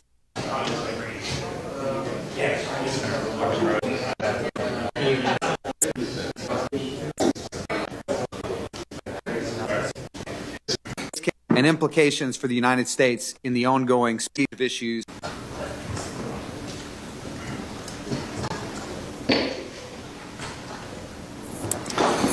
Our next panel today will examine a broad range of issues, including China's military space capabilities, civilian space activities, and commercial space industry, and implications for the United States in the ongoing space competition. We'll start with Dr. Brian Alkire, Senior Operations Researcher at RAND Corporation. Dr. Alkire will analyze China's space capabilities that challenge U.S. space sovereignty. Next, we'll hear from Mr. Blaine Curcio, founder of Orbital Gateway Consulting. Mr. Curcio will provide an overview of China's commercial space industry growth and evaluate its domestic and international policies shaping the future of its commercial space sector. After that, we'll hear from Ms. Victoria Sampson, Chief Director of Space Security and Stability at the Secure World Foundation. Ms. Sampson will discuss China's efforts to strengthen space cooperation with other countries, as well as its positions on space governance in multilateral forum. Then we'll welcome Mr. David Cavazos, President of the Commercial Space Federation. Mr. Cavazos will assess how the U.S. commercial space sectors are performing in relation to China. And finally, we'll hear from Mr. Andrew Cox, President of Forspoke. Mr. Cox will assess China's rapid space advancements and what it means for U.S. national security. Thank you all very much for your testimony today. The Commission is looking forward to your remarks. I ask that you all keep your remarks to 7 minutes. And Dr. Alkire, we will begin with you. Commissioner Kuiken, Commissioner Sims, other members of the Commission. Thank you very much for this opportunity to participate in the panel today. China's leaders see preeminence in space as an important component of a strong country, a source of national pride, and key to a prosperous nation. People's Liberation Army writings from 2013 described space capabilities as strategically important for winning what they call informatized wars.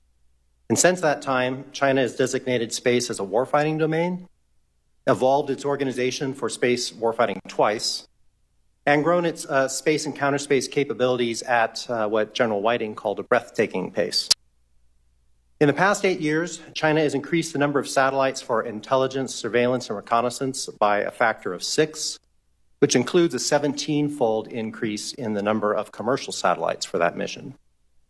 China is the only country to operate a synthetic aperture radar satellite in geostationary orbit, which provides China with a persistent day-night all-weather capability to surveil large naval units transiting the Indo-Pacific region.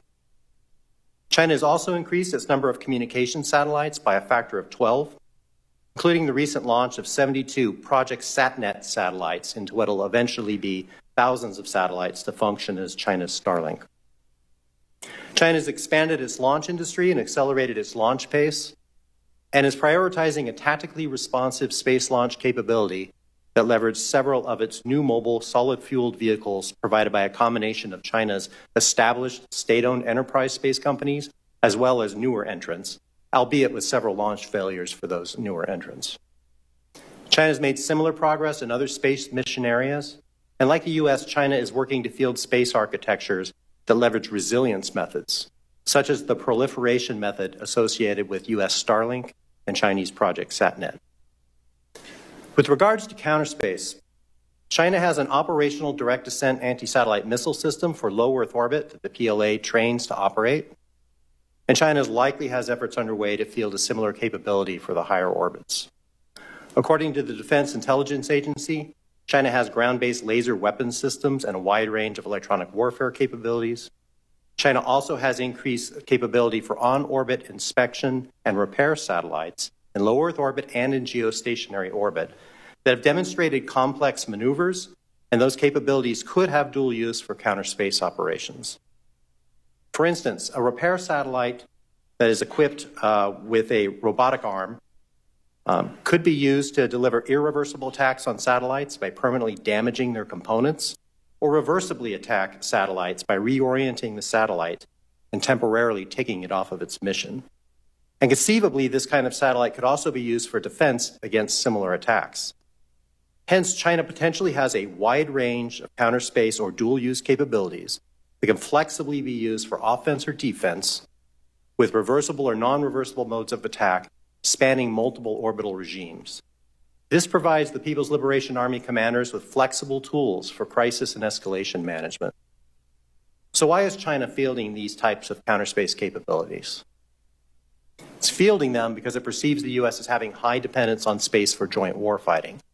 But interestingly, there's growing evidence that China itself has growing dependence on space capabilities for joint warfighting, which is evident by the rapid increases in the space capabilities that we have seen. China depends on space capabilities to monitor the U.S. posture in the Indo-Pacific region.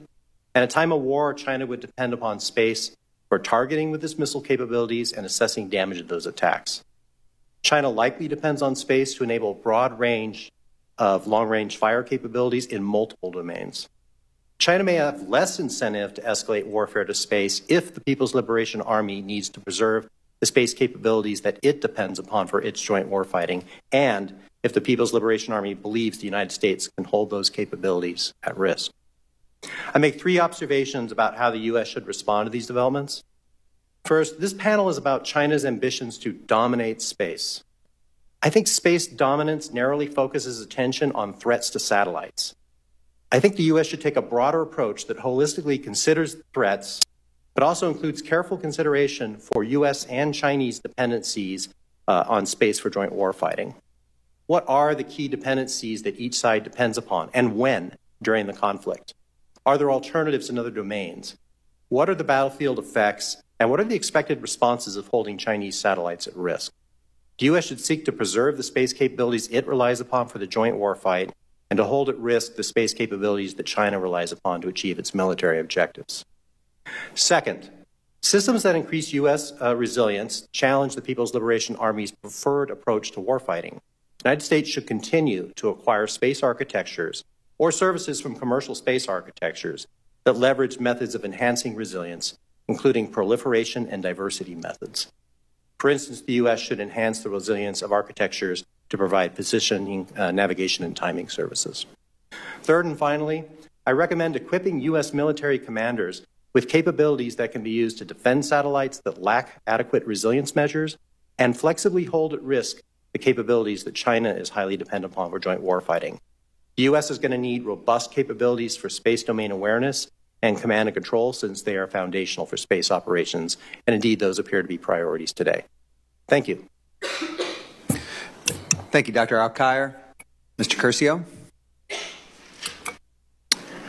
Thank you very much to the Commission for the invitation. I'm very proud and honored to be here.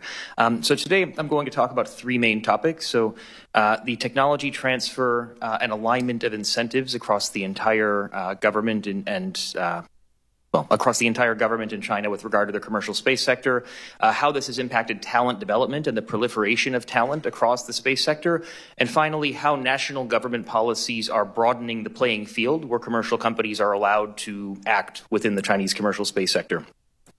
So looking at technology transfer and the alignment of incentives across the whole of government, I'd like to give an example of the Changchun Institute of Optics and Precision Mechanics in China's northeast Rust Belt area of Jilin province and Changchun city specifically. There's a company, Changguang Satellite Technology Limited, CGSTL. They are arguably the leading remote sensing company in the world. They've built and launched about 200 remote sensing satellites over the past 10 years. They operate a constellation of those satellites. They've had some interesting adventures with the Wagner Group, among other things, that have gotten them sanctioned.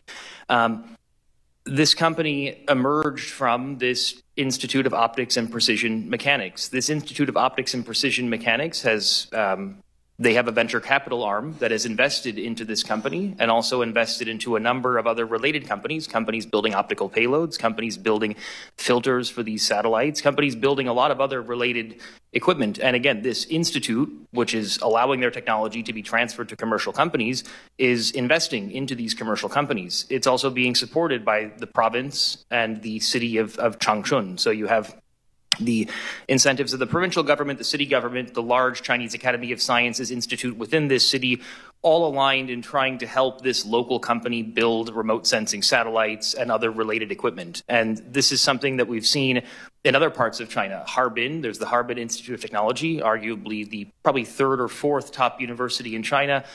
They built the robotic arm on the Chinese space station, for example. They have similar spin-offs that they've invested into, and this is creating a very clear alignment of incentives across, large parts of the subnational government. And this has impacted talent transfer because it's made it clear to typically young entrepreneurial engineers or others that it's okay to make a commercial space company. And so the second point, we've seen a dramatic change in the way that talent has been transferred from the state to the private sector. So if we think about 10, 11 years ago, 2014, Document 60, let's say the starting point for commercial space in China, anyone in China at that time who knew how to build a rocket was working for a state-owned enterprise building rockets, right? And there was an example in 2018, the first notable example of a commercial launch company, Land Space at the time, hiring a senior launch engineer, Zhang Xiaoping, from the Xi'an Space Propulsion Research Institute. And at that time, the Xi'an Space Propulsion Research Institute, they were not amused at this. They tried to sue Land Space. They tried to sue Zhang Xiaoping. They said, quote, Zhang was most crucial to the development process and had irreplaceable talents, and argued that his departure could affect China's race to send people to the moon. At the time, the rumor in China is that this decision of whether Zhang was allowed to go to a commercial company went all the way up to President Xi Jinping, who, again, rumored said, as long as he stays in China, he can do what he wants. Now, Zhang Xiaoping, as far as I know, is still working for Land Space, so he was not prohibited from making that move. But again, it was a big deal. There were a lot of articles written about it. If we fast forward to today, there was an article a couple of weeks ago talking about which Chinese commercial launch company is the, quote, Whampoa Academy of the Chinese space sector. Whampoa Academy being an academy where a lot of early leadership from the PRC and ROC was trained. And a couple of examples that this article mentioned, you have Xu Chang, the founder of OneSpace, was originally on the founding team at Landspace. Kang Yonglai, the former CTO of Landspace, went on to found Space Pioneer.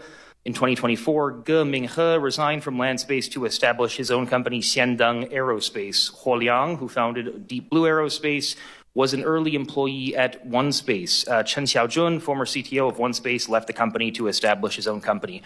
You get the point. The idea that top talent is no longer necessarily forced to stay within state-owned enterprises, and this has created a much larger pool and a much more diverse pool of people who are allowed to a certain extent, do what they want, as long as they stay in China, as the case may be. In any case, the talent and the evolution of that talent has changed dramatically over the last 10 years, and that's it's a notable change. The last point I would mention is that the central government has expanded the field where commercial space is allowed to play. So China typically is a system where companies need to ask for permission rather than asking for forgiveness. So commercial space companies really don't act unless the government tells them you're allowed to do this thing. And if we think about an example like the, quote, Chinese version of Starlink, for a long time, no one really knew what that was going to look like. In 2020, the National Development and Reform Commission, the NDRC, they added satellite internet to their list of new infrastructures, which is a list including things like industrial IoT and 5G and other digital infrastructures. That was the first sign that satellite internet was a big priority in China. But still, commercial companies really weren't allowed to enter this field because it was still pretty nebulous. In 2021, there was the establishment of China SatNet, which Brian referred to earlier. And SatNet is a fully state-owned enterprise. And it was implied that only state-owned enterprises were going to do this. But for a couple of years, for a lot of different reasons, SatNet did not make a lot of progress. And so in 2023, we saw the Ministry of Industry and Information Technology publish a report or a publication about the opening up of the satellite internet sector, which called for the, quote, coordinated opening of the telecommunications business to private capital and, quote, to promote the reform of the satellite internet business in steps and stages. This occurred in October of 2023. Within about 6 weeks, a second Chinese version of Starlink, this company Shanghai Space Sail, raised about $1 billion US. They have since launched 90 satellites into low Earth orbit for communications. And this company it's effectively a joint venture between the Shanghai government and the Chinese Academy of Sciences, but still, it's not a national government company. It's a nominally commercial company. And the point being, until the national government made this proclamation, that was not going to be allowed. And so the government has made this, progressively widened the playing field for what commercial companies are allowed to do. And just the last couple of points, and this is extended now to cargo spacecraft, where we're seeing more national government support for that. It's expanded to other areas as well. So I'm over my time. I will stop there, but thank you very much for your attention. Thank you. Ms. Sampson. Thank you. Hearing Chair Price, Commission members, and Commission staff, thank you for the opportunity to speak with you today. My testimony will focus on China's space diplomacy. One must first understand the way the United Nations divides space. Civil space topics are discussed in Vienna, Austria, at the Committee on Peaceful Uses of Outer Space, or COPUOS. Space security topics are discussed at the Conference of Disarmament in Geneva, Switzerland. China participates in statements at COPUOS that are titled the G77 in China. This group promotes technology transfer and ensuring that developing countries are not left behind in the use of space. It calls for equitable access to space, particularly low Earth orbit, regarding concerns about Western very large constellations, despite China having started launching 2 very large constellations of its own. Overall, China has a fairly consistent approach to COPUOS. It recognizes the importance of and need for space governance and works to see that its domestic activities meet international norms. As for space security, China and Russia argue that weapons placed in space pose the biggest threat and have proposed a weak and unverifiable treaty banning them, while the United States believes it is irresponsible actions and wants internationally recognized norms of responsible behavior to mitigate them. Most developing countries have tended to side with the Chinese and Russian position. China and Russia consistently cite the United States calling space a war-fighting domain as evidence that it is preparing for space war. While China and Russia frequently have similar positions in multilateral space security fora, they do occasionally diverge. Last year, reports emerged that Russia is developing a nuclear warhead that could be placed in orbit, which directly contradicts the Outer Space Treaty. In April 2024, the UN Security Council voted on a resolution on weapons of mass destruction in space, which affirmed obligations to the Outer Space Treaty. The resolution was vetoed by Russia. China abstained. When this resurfaced later as a UN General Assembly resolution, it overwhelmingly passed. Again, Russia voted no, while China abstained. There is another place where China and Russia have not been in lockstep. Russia pledged in 2004 it would not be the first to place weapons in space. In 2014, the UN General Assembly adopted a resolution which encouraged all states to make this commitment. This has been followed annually by similar resolutions.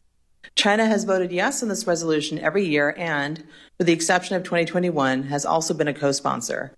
However, it has not made this pledge. Other issues shape China's approach to diplomacy and outreach: space resources and exploration, and counter space capabilities. China believes the Outer Space Treaty is a cornerstone of legal framework on space resources and wants COPUOS to aim for unified interpretation and applications of it. China does not oppose commercial missions, but wants to make sure that they do not negatively impact scientific ones. The International Lunar Research Station is a Chinese-Russian initiative whose goal is the operation of a research station by the moon's south pole by 2035. 13 states have agreed to participate in it. The United States has its Artemis Accords. which build on principles contained in the Outer Space Treaty and apply them to lunar space activities. 53 countries have signed on to the Artemis Accords. These lunar governance frameworks can be competing or complementary, depending on how relations between the United States and China evolve and how the separate lunar programs fare. When talking about China's counterspace capabilities, much is this derived from Secure World Foundation's unclassified annual report that I edit, Global Counterspace Capabilities and Open Source Assessment, the 2025 version of which was released today. China has engaged in multiple tests of technologies and capabilities that either are offensive counterspace weapons or could be used as such. That said, it is unclear whether China intends to use its counterspace capabilities in a future conflict or whether the goal is to deter U.S. aggression. There is no confirmed public evidence of China using counterspace capabilities in current military operations. One of the questions I was given was how to balance keeping the United States' technical edge while engaging with China. The United States is in the process of hollowing out its current scientific base by cutting funds for scientific research under the Trump administration's Department of Government Efficiency efforts. This is hobbling the United States' technological edge, and if continued, will have consequences for the United States' scientific and technical base for decades. This disruption of federal funds to the U.S. scientific research community will harm U.S. innovation and competitiveness. There is a reason why the United States opted post-World War II to pour money into research. This was a way to ensure that the United States kept its competitive edge against Cold War rivals. By upending this, the United States is opening itself up to being bypassed by institutions supported with more stable funding sources, such as those being funded by the Chinese government. The same thing is happening with NASA. There is a lack of clarity about policies and programs, loss of personnel, and disarray caused by reported plans to move NASA headquarters and distribute staff to other NASA research centers. Federal grants have also been pulled back from existing NASA programs. This weakens the U.S. civil space program, as this level of uncertainty challenges NASA's mission focus. Again, this leaves an opening for China's space program to take advantage of its predictable operating environment to leapfrog the United States. There are opportunities for constructive space engagement with China on overlapping challenges. One is lunar radio communications for position navigation and timing, whose signals are fundamental for orbiting, landing, and surface operations. Engagements with China to avoid interference with each other's signals is crucial for mission assurance. As U.S. satellite operators deploy and operate their constellation, the risk of potential collisions with Chinese operators is growing. Bilateral sharing of information and coordination for operational safety is limited. On the Moon, coordination channels will be needed to mitigate concerns about human safety issues, understanding of intent, and shared hazards of lunar dust. There is one serious speed bump in the way of U.S.-China bilateral space cooperation, the Wolf Amendment. Although there is little evidence that it has affected China's domestic polities, it has given Chinese officials a pretext to deflect criticisms about its lack of engagement onto the United States. The United States has long been concerned about China's space programs. There are geopolitical issues, but China is a major space actor and cannot be ignored. While recognizing that China is a competitor, the United States can still benefit from finding ways to engage with China to maintain space stability and to promote responsible behaviors. Thank you. Thank you. Mr. Kavosa. Thank you, Commissioner Kuiken, Commissioner Sims. My name is David Kavosa, and I am the president of the Commercial Space Federation, or CSF. CSF is the leading U.S.-based trade association representing commercial space. Our members represent multiple sectors of the space economy, including launch and reentry, remote sensing, spaceports, satellite comms, in-space awareness and manufacturing, commercial space stations, space situational awareness, and many more. When we talk about the space race of the 21st century, it's very different, as was noted by General Saltzman, as the previous space race with the Russians earlier. There is no one destination to win and no finish line. This must be a long-term, sustained expansion of human activity into space. It is critical for national security, economic security, and soft power diplomacy. So how are we doing in this race vis-a-vis China? The U.S. is still the global leader in space today, but the People's Republic of China is executing on their stated goal to catch up and overtake the U.S. by 2050. As I heard Commissioner Keiken mention in his opening comments, China's ambitions have become their accomplishments in the last several years. So how is China going to do this and overtake the United States? They're going to do it by taking advantage of an uneven playing field and not necessarily play by the same rules that we govern ourselves by. It's important to note there is no Office of Management and Budget, no Congress or appropriations process that China has to deal with today, especially their commercial industry or civil industry. The PRC funds what the PRC wants to fund, and today that is space. Furthermore, the PRC has shown little respect for the environment, public safety, and space sustainability, or intellectual property for that matter. There are no independent regulators limiting the PRC or their commercial industry on what they can and can't do right now in space. A key component of China's space ambitions is building up its domestic, state-owned, and commercial space industry. Before 2014, space activity in China was only a state-owned enterprise. 10 years ago, the PRC opened the aperture and called for private investment in areas such as launch and satellite manufacturing. In just 10 years, China has made tremendous progress in doing what they said they were going to do back in 2014. There are now multiple non-government space launch enterprises in China, as has been noted, with 6 new reusable launch vehicles or rockets planned for maiden launches in 2025. China has also made significant investments in launch infrastructure, including the construction of 2 new launch pads over just the past 2 years. On the satellite side, China is accelerating the build-out of 2 LEO broadband constellations as noted. China has constructed at least 7 new satellite manufacturing facilities in recent years, with the capability to produce thousands of satellites annually. By the end of 2024, China's filings at the International Telecommunications Union, or ITU, indicate plans for more than 150,000 satellites. It's important to note that China's expansion into LEO has not been done with consideration for principles like space sustainability. In the last 20 years, China has launched more rocket body mass into low Earth orbit that will not adhere to the 25-year disposal rule than the rest of the world combined. So our recommendations from the commercial space industry.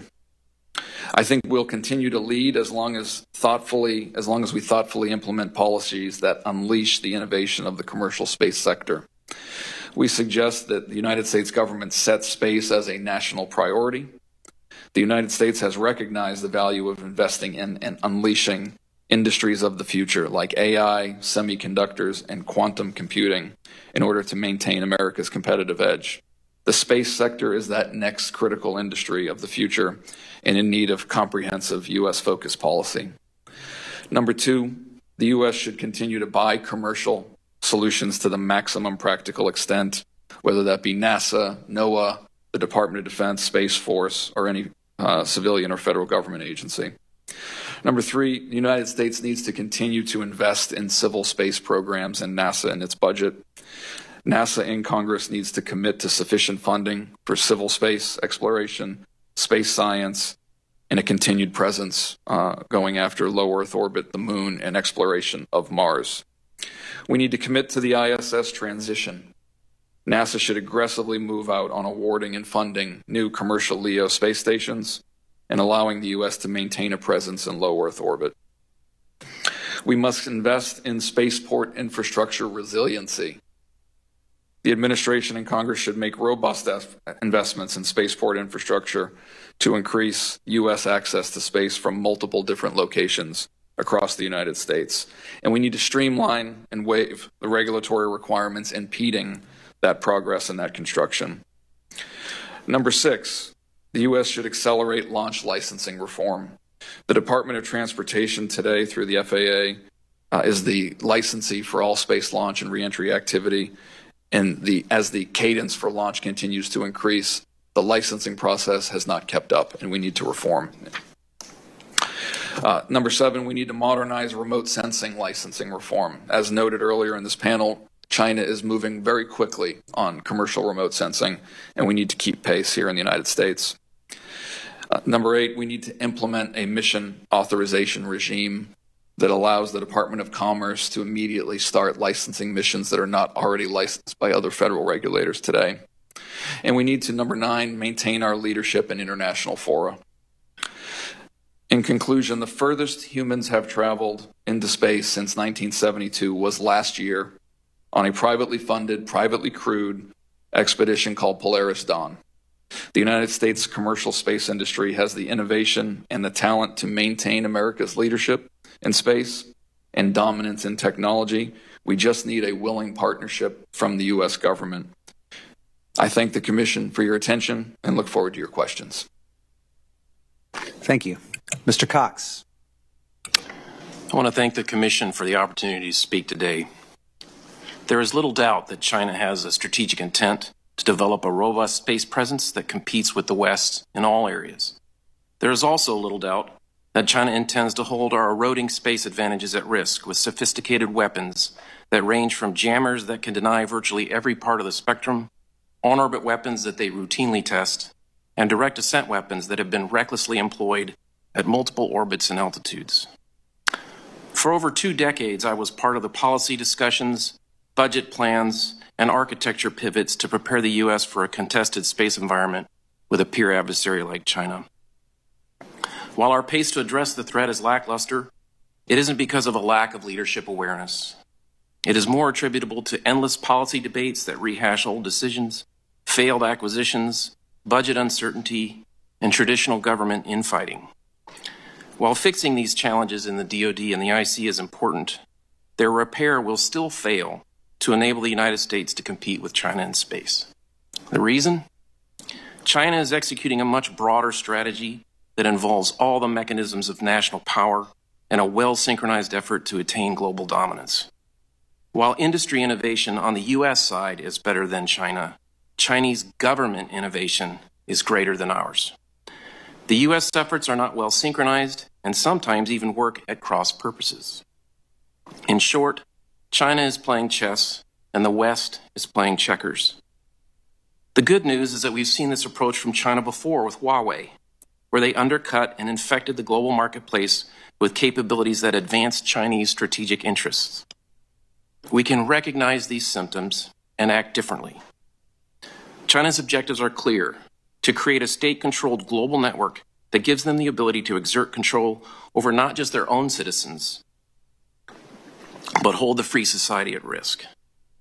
This is unlike the U.S. leveraging commercial technology on contracts to modernize the military or intelligence collection. This is complete alignment of military and civil activities where the goals and purposes are the same. Evidence of this alignment is not elusive. For example, commercial space companies can be seen rolling spacecraft out of PLA-owned integration and test facilities. The strategy is developed at the various highest level of government and has several key thrust areas. The first is to capture key technology. Industrial theft at nation-state scale is obvious. The Chinese internet is replete with doppelganger images of Western satellites. Their theft includes hostile takeovers of European companies to boost their high-rate manufacturing. Second is to obtain key footholds in the market. One of the key footholds in the satellite business is an ITU frequency allocation. China will even buy European companies like Clio Connect to get them. Third, subsidize industry to undercut the global market. China's approach to subsidies is creative, and it aligns all levels of government from national to municipal. The subsidies are in the billions of dollars and are resulting in a massive expansion that dwarfs commercial growth in the United States. Fourth, build manufacturing at massive scales. Enabled by these massive subsidies and lubricated by an incredibly permissive regulatory environment, Chinese space manufacturing capacity has matured at light speed. 26 high-rate satellite manufacturing facilities have been built in the past 3 years. 21 launch-related companies have been established in the past 3 years, with over 7 new launch complexes. Fifth, manipulate seams in the regulatory environment. There appears to be no concern by U.S. regulatory bodies that China's opaque ITU filings may present interference problems, and U.S. regulatory bodies have not raised concerns with how its regulations slow U.S. operators as compared to their Chinese or foreign counterparts. Once U.S. filings are made, competitors, generally ones that are licensed and often funded by foreign governments, are permitted to game the U.S. regulatory process to slow each other down, inserting objections that might give a particular company, even a Chinese company, an advantage. China also overwhelms ITU standards bodies that are consensus-based by rushing the field with massive numbers of personnel to dictate the agenda. When the agenda for future forums is set 4 years in advance, those disadvantages are massive. And lastly, expand into global markets.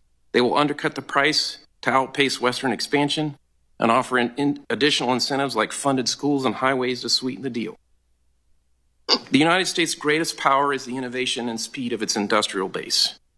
We need a series of reforms that leverage our strengths, create a level playing field, and give DoD greater access to that innovation and speed. First is regulatory reform. Both the FAA and the FCC need to institute serious regulatory reform to maximize industry competition while keeping prudent attention to safety of U.S. citizens and the environment. Regulatory reform should eliminate ambiguous requirements, repair overlap in agency authorities, and discontinue allowing the National Environmental Protection Act to be weaponized for parochial interests instead of truly protecting natural habitats and resources, specifically in the United States. Regulatory timeline improvements. Previous attempts to streamline regulations have only created increased reporting requirements that require even larger regulatory staffs and longer approval timelines. Reform should institute a shot clock, it's March Madness, that competes with China's, offering approval relief if the timelines aren't met. We should also align our approval processes with non-U.S. licensees. Third, we need to engage in regulatory fare to build parity with China. Reform should strengthen and align Western regulations related to theft of technology, manipulation of markets, and exploitation of international forums. Fourth, we need to create more public-private partnerships that incentivize growth of space-related launch infrastructure, space technology, and manufacturing. Fifth, create more flexible contracting and acquisition options for the DoD. Consider FAR modifications like what is being proposed by the SASC and Forged. Look at expanding the use of service-type contracts to lease commercial space capabilities. And finally, consider creating a special budgeting provisions for DoD and IC efforts that minimally modify a commercially available service.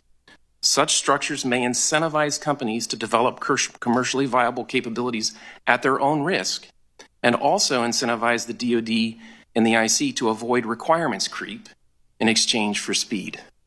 Thank you for your time.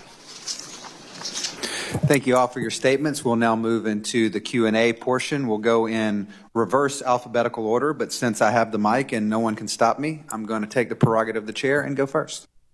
First question I have is for Mr. Curcio and maybe Mr. Cavosa as well, but anybody who has a view on this, I would love to hear it. Is U.S. investment in any way fueling China's private sector or commercial space growth?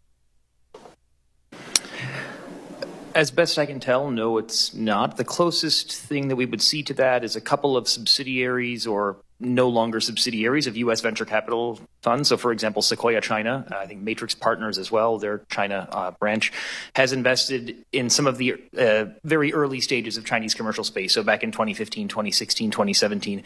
I don't know if there's any reason for this, but we have not seen those entities invest in any of the more recent, well, any of the last 5 or 6 years, as far as I can tell. But that would be the closest we've seen to that.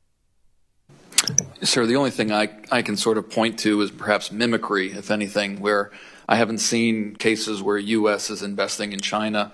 But what we are noticing is that when something gets invested in here in the United States in space, in commercial space, it doesn't take too long to see similar investments made in similar Chinese technologies soon after that.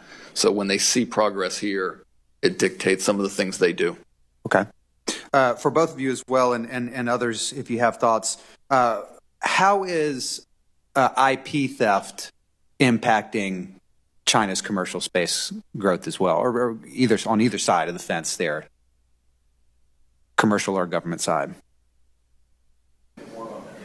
It's not something that I can speak intelligently about. Again, going back to my previous answer, sir, we just see a lot of things when the Chinese government announce it or when commercial entities in China announce new programs, new technologies, they look an awful lot like U.S. programs and U.S. technology. So there's an assumption I make, but I'm not privy to details. Okay. And sorry, I have one extra. Sure, of course. Something comes to mind. Often you see in Chinese media things like a couple weeks ago, there was an article where they tore apart a Starlink third generation terminal. And it was like they tore it all the way down to like the nuts and bolts. Some Chinese electrical engineer, and just layer after layer, and photos, really high definition photos of just here's the terminal not torn apart, here's the first layer, here's the second layer, and then analysis of how are they doing this, and how what might we need to be China need to be doing in order to build similar terminals. So you do see that with some regularity. And I'll just add to that. When I talked about doppelgangers, they are exact copies, right? The reaction wheels are all in the right spots.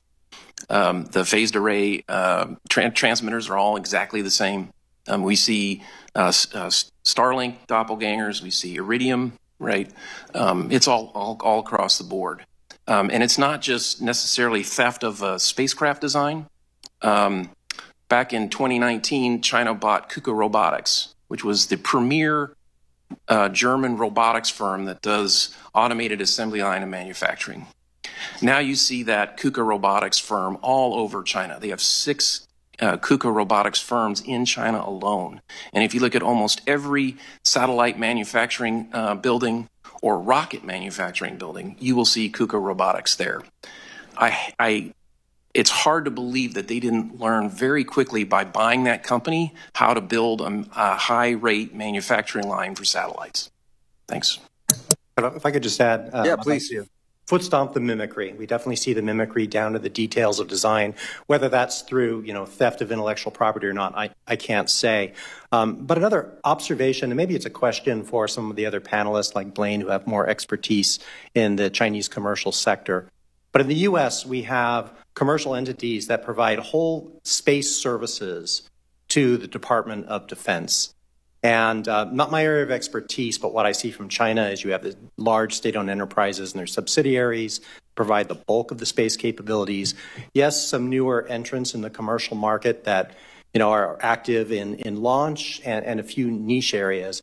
But I wonder now if we're starting to see a change, if China's government wants to have it both ways. It wants to have the advantages of the state-owned enterprises, but if it also aspires to have the same kind of commercial sector that can innovate and that can provide, space services and not just contribute to the PLA on the margins. Over. Mr. Cox, one of the things in your testimony that stuck out to me is you said something to the effect of that the United States' greatest power is our industrial strength in this space, which is something I feel like we don't hear very often right now when we're compared to China, that we have an industrial advantage over them. So I'd be curious any more thoughts you may have on that in general, but specifically, what areas of our industrial base do you see that we are weak in, where we lack self-sufficiency in some of the important supply chains in the space industry? Yeah, there's a lot to that question, so I'll try to unpack it in an organized way. But the first thing is, I would say, when it comes to our advantages, certainly the level of innovation is our greatest strength. And when the last subject we just talked about, it was how often they copy, right? We still innovate way faster than China. But that advantage can quickly erode once your adversary learns how to copy and copy at mass scale, right? So quantity will have a quality all its own. So if I can get as close to a capability on COM or ISR, remote sensing, but I can produce it way faster than you can, I'll take that seat, right? And so I think we have to jealously protect that advantage of our innovation and figure out more creative ways to both prevent its theft as well as to remove some of those impediments that we have to competing in the international market. I also think that we still have troubles as a former government employee of taking advantage of that innovation on the government side. You heard CSO talk about that as well, right? We have antiquated acquisition structures that are fossilized, that have taken on a lot of structure, and we need to strip some of that down so that we can take advantage of that innovation. Thank you. I'll turn it over to my co-chair, Commissioner Kuiken. Thank you very much, Commissioner Sims. First of all, great testimony from all five of you. Really appreciate you being here today. Ms. Sampson, Mr. Cavoso, and Mr. Cox, one of the things I sort of heard from all three of you was a discussion about the ITU and sort of international institutions. One of the questions I asked General Saltzman, although not as directly now that I sort of look back at it in hindsight, is, are these institutions up for the role that they were intended to play? And I think the answer is no. So then there's always this sort of political tension between whether or not we should stay with these institutions or abandon them outright. I think the answer here is we should stay with them and probably make them more robust. But I'm sure there's some tension there that you guys are much more familiar with, and I appreciate all three of you just sort of quickly giving views.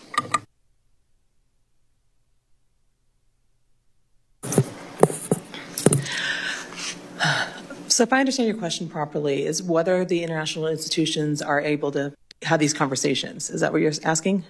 I mean, we created the ITU to manage where satellites get parked, if my sort of knowledge of their mission is correct, right? Right. If China just decides to ignore them, like, are there ITU police that are going to fly up to space and readjust them? Like, obviously, I know the answer to that. But, like, it seems to me that this is an institution that was created some period of time ago that has largely played the role that it was originally intended to do. But sort of the game has changed. And maybe they haven't changed with it, and maybe there's ways that we should think about it. I think Mr. Cox or Mr. Cavoso mentioned something about a 4-year cycle that I didn't, that I'm sort of not familiar with. But, like, that's the question. Does that make sense, Ms. Sampson? Yeah. So, I mean, actually, the ITU, I would say, is more evolved than some of the other international institutions because it allows for member states, but also companies can be members as well. And so it's one of the few organizations, the multilateral fora that deal with space, that allow the commercial sector to be involved. So, and that's crucial because the commercial sector is a huge stakeholder in space, and they have a lot of effect on it. So I think actually it's important to keep part of that conversation. They do, basically they have a work group that picks the topics, and they work it 4 years ahead of time. But the U.S. is actually very involved in that too. So I don't know necessarily that the U.S. is getting steamrolled there. Actually, I would not describe that as well. And the ITU is actually taking on newer topics. They're starting to focus on space sustainability, which is crucial because if you're talking about issues that are, complicating the space environment, it's not just orbital spots, but it's spectrum usage. And so the idea of trying to manage effective use of spectrum is really helpful. And in regards to the United Nations, I mean, that's one of the few places the United States and China can actually talk about a lot of these issues. China is a big participant in both the civil space and the security space conversations, given how important space security and stability is to the future of U.S. space, the future of our national security space establishment, how our economy functions. I think it's important to have these conversations in these fora. So I would not actually advise pulling back. Thank you. I'm not advising pulling back either. I was just sort of curious to get you you guys are subject matter experts here, curious on sort of your views on the tension points and thinking about sort of revitalizing a place like ITU. Yeah, I'll just add, sir, that the ITU and UN COPUOS bodies are the best thing that we have, and our general feeling is that the United States government just needs to do a better job of advocating for U.S. interests in these bodies more aggressively. I'd echo that statement. I think it's very tempting to talk about, should we just ignore it? But it really does. These bodies do add value. I think we have to look at, really, it's two aspects. One is, well, what about our U.S. regulatory environment? The things that we can change, right? That's where we really need significant reform. Because we don't, as it relates to SATCOM, we don't enter the ITU until we get through our own, I would call, laborious process. And that's where we lose the competitive edge. When China can go straight to the ITU without waiting, and we sit there in a backlog of years to get there, that's where the disadvantage starts. I think the ITU can be productive, but the United States has to look at it like a strategic environment where you can't sit on your heels and just sort of watch things happen, or allow someone who comes with more people to vote takes advantage of you because you haven't thought about that strategically. So I think we just need to think about these bodies in a more strategic, again, whole of government activity where we are trying to make sure that we advantage U.S. industry and U.S. capability. I heard you and Mr. Cavoso make the regulatory reform comment, and I sat on the Armed Services Committee and listened to everyone always talk about acquisition reform. And as you peel back the onion on acquisition reform, a lot of times it's sort of self-deterring within the executive branch, not necessarily something that the Congress has imposed on the executive branch. In the space of regulatory reform, are the backlogs because there's not enough people? Is because people don't want to make decisions? There's always something that is holding up a process, and often it's being under-resourced, or not under-resourced in terms of dollars, or in terms of technology, or in terms of people or other things. Are these just institutions that are sort of under-resourced, or is it something else there? Yeah, I'll comment on behalf of industry to say that when we look at U.S. regulatory bodies, there's always a benefit to saying we can throw a little bit more money at them, more resources, more people. But then, of course, those organizations, once they're larger, might decide to create even more process and more structure and more red tape. That's unfortunately human nature.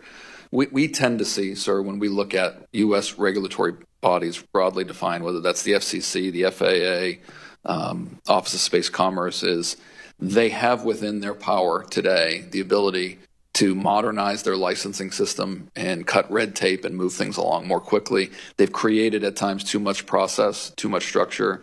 They've at times, read a rule in the most strict sense of the word rather than a way that they can lean a little bit more towards industry side. And those are the sort of interpretations we'd like to focus on. Thanks. If I could just add to that. Next question's for you, Mr. Cox. All right, I'll just be quiet then. Your mention of, I think it's KUKO robots, right? Reminded me of the testimony we heard in our Made in China 2025 hearing from, I think it was Liza Tobin, who used to be with SCSP.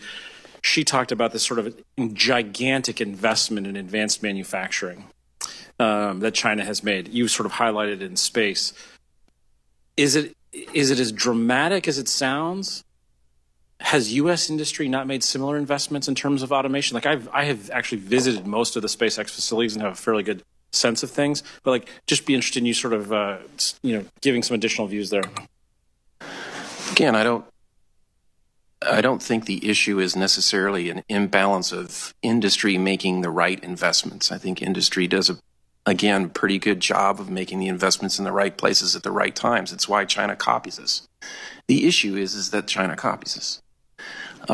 If you were out on that SpaceX floor in Redmond, did you see what the robots were that were assembling?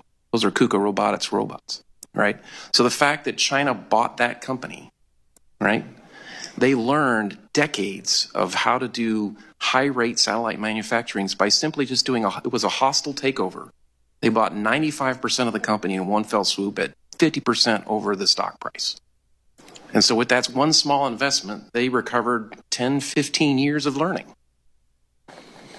Mr. Cavosa, how much are American companies helping the Chinese space program? I'm not aware today where we're helping directly the Chinese space program, other than through perhaps intellectual property theft and mimicry. I'm not aware of any place where we're helping the Chinese government today. Thank you. I actually didn't realize I had a big red light, so I'll turn it back to Co-Chair Sims. I just assumed you have utter contempt for the clock. That's what I said. Commissioner Stivers. Thank you. Thank you all for being here today and for your testimonies. Going back to international space governance frameworks, generally we're in the situation where the U.S. is withdrawing, rejecting, ignoring international agreements across the board, and cooperation with other countries generally. But you also have China situation where they are taking advantage of the situation diplomatically, but also has a track record of ignoring international agreements whenever it believes it's not in their interest. So in this context, how can we most persuasively, and this is a question mostly for you, Ms. Sampson, but please, anyone else to jump in, how can we more persuasively make the case for the Trump administration to continue to engage in these international agreements? Is there a way or a recommendation where the private sector can more take the lead on some of these agreements, more so than they've done in the past? I mean, I think there's power to the U.S. government maintaining its connection with the previous administration's agreements. Something like the Artemis Accords, for example, which, as I said, is how the U.S. Interprets the Outer Space Treaty principles and wants to apply them to future peaceful exploration of space. That's a huge thing. We have 53 countries that have signed on to it. It's a declaration that this is how the U.S. views these sort of things and how we want to go moving forward. And a lot of countries like that vision. That's why there's so many more that have signed on to the Artemis Accords than have joined the International Lunar Research Station. If the U.S. decides to back out of it, I mean, that's not legally binding. It's just, a common understanding. But that sends a signal that the U.S. cannot be trusted. And that leaves, as I said before, that leaves an opening for China to reach in. China's got their space station now. I know they've volunteered to have other countries come and be astronauts in them. They're going to have that possibility after the International Space Station is gone, unless the U.S. is going to do something like that with its commercial space station, which I haven't heard anything like that. So I think it's a real concern. And then as well, China is using the opportunity to build outreach to other countries, using space as a soft power advantage and demonstrating that they can provide something. And if the U.S. is pulling back on funding internationally, that is leaving a huge gap for the Chinese to come in and do that. So again, I think that's just really short-sighted for the United States to be doing those sort of things. Talking to international partners, they're very worried about whether they can even depend upon the United States anymore, and that gives China the chance to show that they can be depended upon. Thank you. Just to add from my side, potentially trying to bridge the information asymmetry gap. There's just since November of last year, for example, we've seen the Chinese version of Starlink, this space sail, Thousand Sails constellation. They've made an MOU with Telebras in Brazil. They made an MOU with Miasat in Malaysia. We've seen China agree to bring a Pakistani astronaut to the Chinese space station. We're seeing an acceleration. We've seen China, about a week after USAID was defunded, we saw a China aid ground station unveiled in Namibia at the Namibian, the Chinese embassy in Windhoek. So, making some of that clearer to the current administration, saying, look, guys, this is not, this is an accelerating trend that China's moving into not just usual suspect countries, but also some other countries that are a little bit more neutral, if not slightly pro-U.S., Brazil, Malaysia, for example. It's concerning, to say the least. Thanks. Any others? So Ms. Sampson, going back to you again. First of all, thank you for your testimony and your opposition, your persuasive opposition to scientific research cuts. It's just really unbelievably counterproductive vis-a-vis the U.S. and China's competition and our entire future. But I'd like to go into your first recommendation about the Wolf Amendment, which sets an approval process for U.S.-China cooperation on space. You say it should be. I would be supportive of the Wolf Amendment, but I'm open to be persuaded on revisions. It seems that simple dialogue between the U.S. and China could continue as long as it goes through an approval process through the FBI so that we're not sharing sensitive technology and the like. How should it be revised, and how can you make the case that bilateral cooperation between the U.S. and China would produce anything significant? Thank you. So, you go back to why the Wolf Amendment was created in 2011. There was a couple things. There was concern about IP theft. There was concern about cyber attacks. There were concerns about China's human rights violations. And so they said, look, we're not going to prevent the United States from doing, actually, at that point, the U.S. was thinking about getting China on the International Space Station. And so they said, look, we're not going to prevent the United States from doing bilateral things with China. But basically it says, that White House Office of Science and Technology Policy, the National Space Council, NASA cannot do bilateral activities with their Chinese counterparts unless you said they've notified the FBI, they've notified Congress, they've ensured they're not working with the human rights violators, and they report, a certain time ahead of time. So it's not that it prevents it, but it provides, as I said, a speed bump. It slows it down. And then you look at that and you say, okay, well, what has actually happened? A lot of U.S. institutions are actually afraid to do anything with China because they're worried that that will affect their ability to have U.S. government funding or grants. So we lose out on the opportunity of this cross-technological building. Like, during the Cold War, the U.S. and the Soviet Union worked together, had scientific outreach so they could maintain a foundation of relationship that allowed for some understanding and communication that can help de-escalate things if they go possibly elsewhere. And then looking at what China's space program has done, we all know China's space program has gone tremendously. This has done nothing to slow it down. It basically, all it does is it sends a sign that the United States is finding difficulty in working with the other preeminent space power. I think a lot of people don't realize, Russia is a failing space power. Their civil space program is in tatters. They don't have a commercial space program.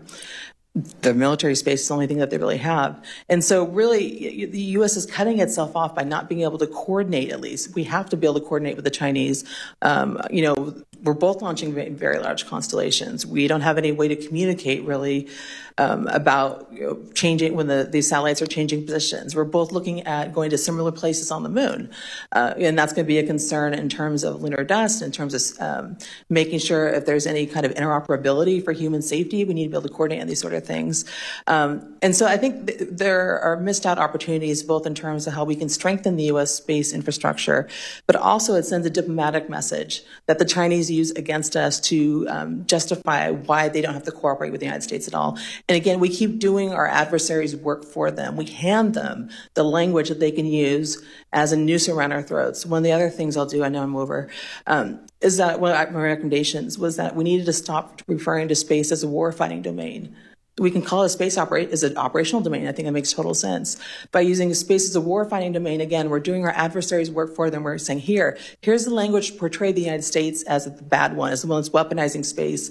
And then they use that in these international discussions that the United States needs to be able to make sure that we understand what responsible behavior is, to argue to other countries, to developing countries, that the United States is not acting in good faith and they shouldn't listen to us. Thank you. Okay, thank you. Thank you. The chair recognizes Commissioner Brand. Thank you. Just on the same subject, Ms. Sampson and anybody else who would be interested in answering this, it strikes me that the discussion we're having about engaging the PRC on space issues, it seems to parallel in some ways the discussions we have about engaging the PRC on a whole range of issues. So, military to military ties, where there would seem to be obvious benefits from a U.S. perspective in having these discussions. I'm curious, do we get a sense that there's a demand signal on the Chinese side for this? And is there any reason to be concerned that the PRC might take a different approach to this sort of engagement, whether as an intelligence fishing exercise or anything beyond sort of a good faith sharing of information and attempted deconfliction? Again, so, China is part of these discussions at the United Nations and COPUOS. They've got a working group on lunar, on space resources that they've been part of, and they just started an action team on lunar coordination. And China is very much part of that. And so they understand there's a need to be able to deconflict a lot of these sort of things. Their participation in these working groups indicate that they understand, governance has a role to play and that they would like to be part of that. And they want to help shape that conversation. And so that's why I think it's really important for the U.S. to also participate, which we are right now, to continue to participate in these international discussions, because this is where the decisions are being made and these are where the conversations are being had. If we want to make sure our interests are looked out for, we need to be part of these discussions about space resource use and things of that nature. So I don't know if necessarily the Chinese have reached out about bilateral coordination. I think, again, they may not see it as, in the Wolf Amendment, that there's any point of doing so. But there have been bilateral discussions amongst, our DOD and Ministry of Defense and our State Department and their Ministry of Foreign Affairs. So there is some interest there. And I think, again, if you look at what they're planning for the International Lunar Research Station, they're looking at a lot of the similar things that we're trying to establish on the moon. And it makes sense. Their principles are very similar to the Artemis Accords principles because, again, They're working with the same, laws of physics. They're working with the same legal infrastructure started by the Outer Space Treaty. So they have similar interests. And I think, it would be foolish of them not to want to coordinate with the United States because we are going to be the two lunar space powers. Thank you. I just wanted to maybe push back slightly on the concept of stop referring to space as a warfighting domain. The importance of international cooperation and engaging the Chinese aside, that's all important. But let's remember that China also has defined space as a warfighting domain since 2015. And China's military leadership tends to exaggerate the capabilities that we have and how we might employ them. And I think we would have little chance in messaging to them otherwise. They will continue to see us as viewing space as a warfighting domain, even if we message to the contrary. Over. I would second that view. Like, we can continue to splice our language, but it won't matter. I would also say, you asked a question specifically about military to military. I think our historical experience on that is it's inherently stabilizing if we can do it right. I think the challenge that you have, particularly on the space side with China, is making sure we make those connections at the right levels.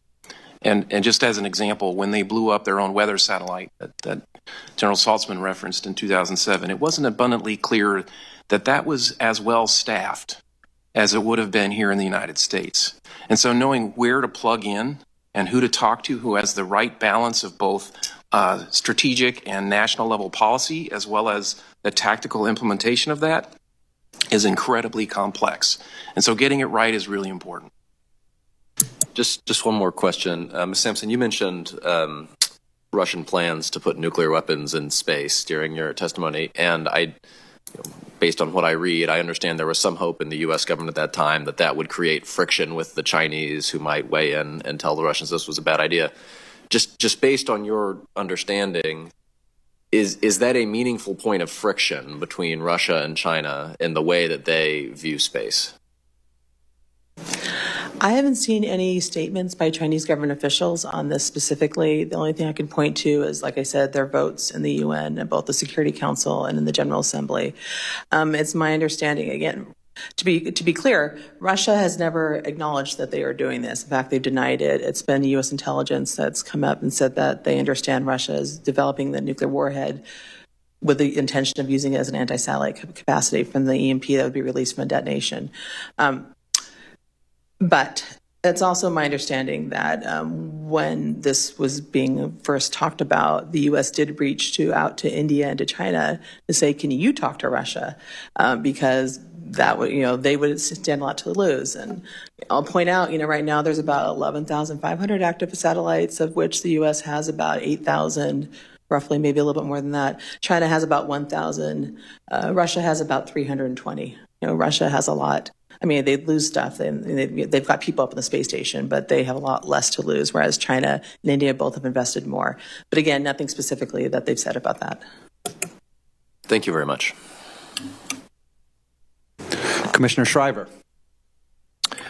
Thank you, Mr. Chair, and thank you to our witnesses. Appreciate your testimony. Learned a lot.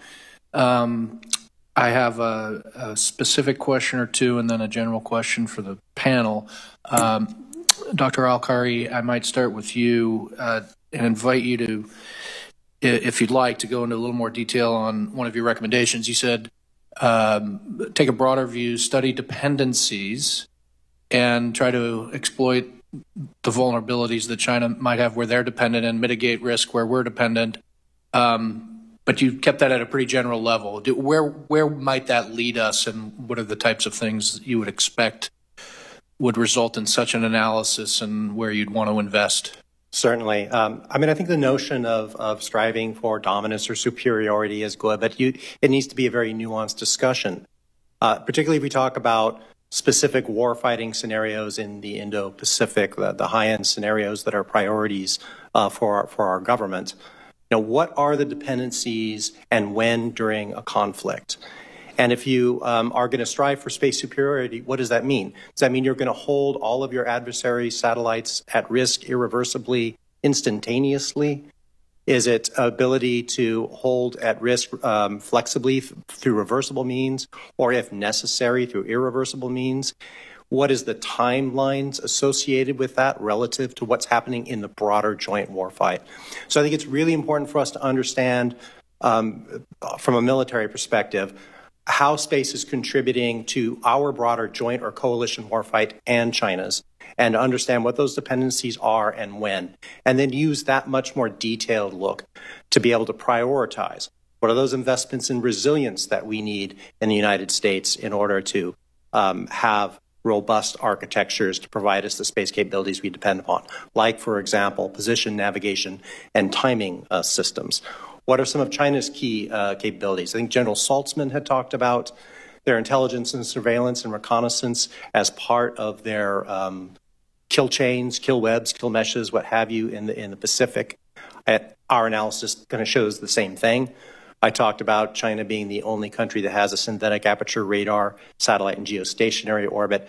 There are other ISR satellites and other parts of the kill chain that integrate with that. And so understanding what are the key dependencies there for China and be able to hold those at risk if necessary.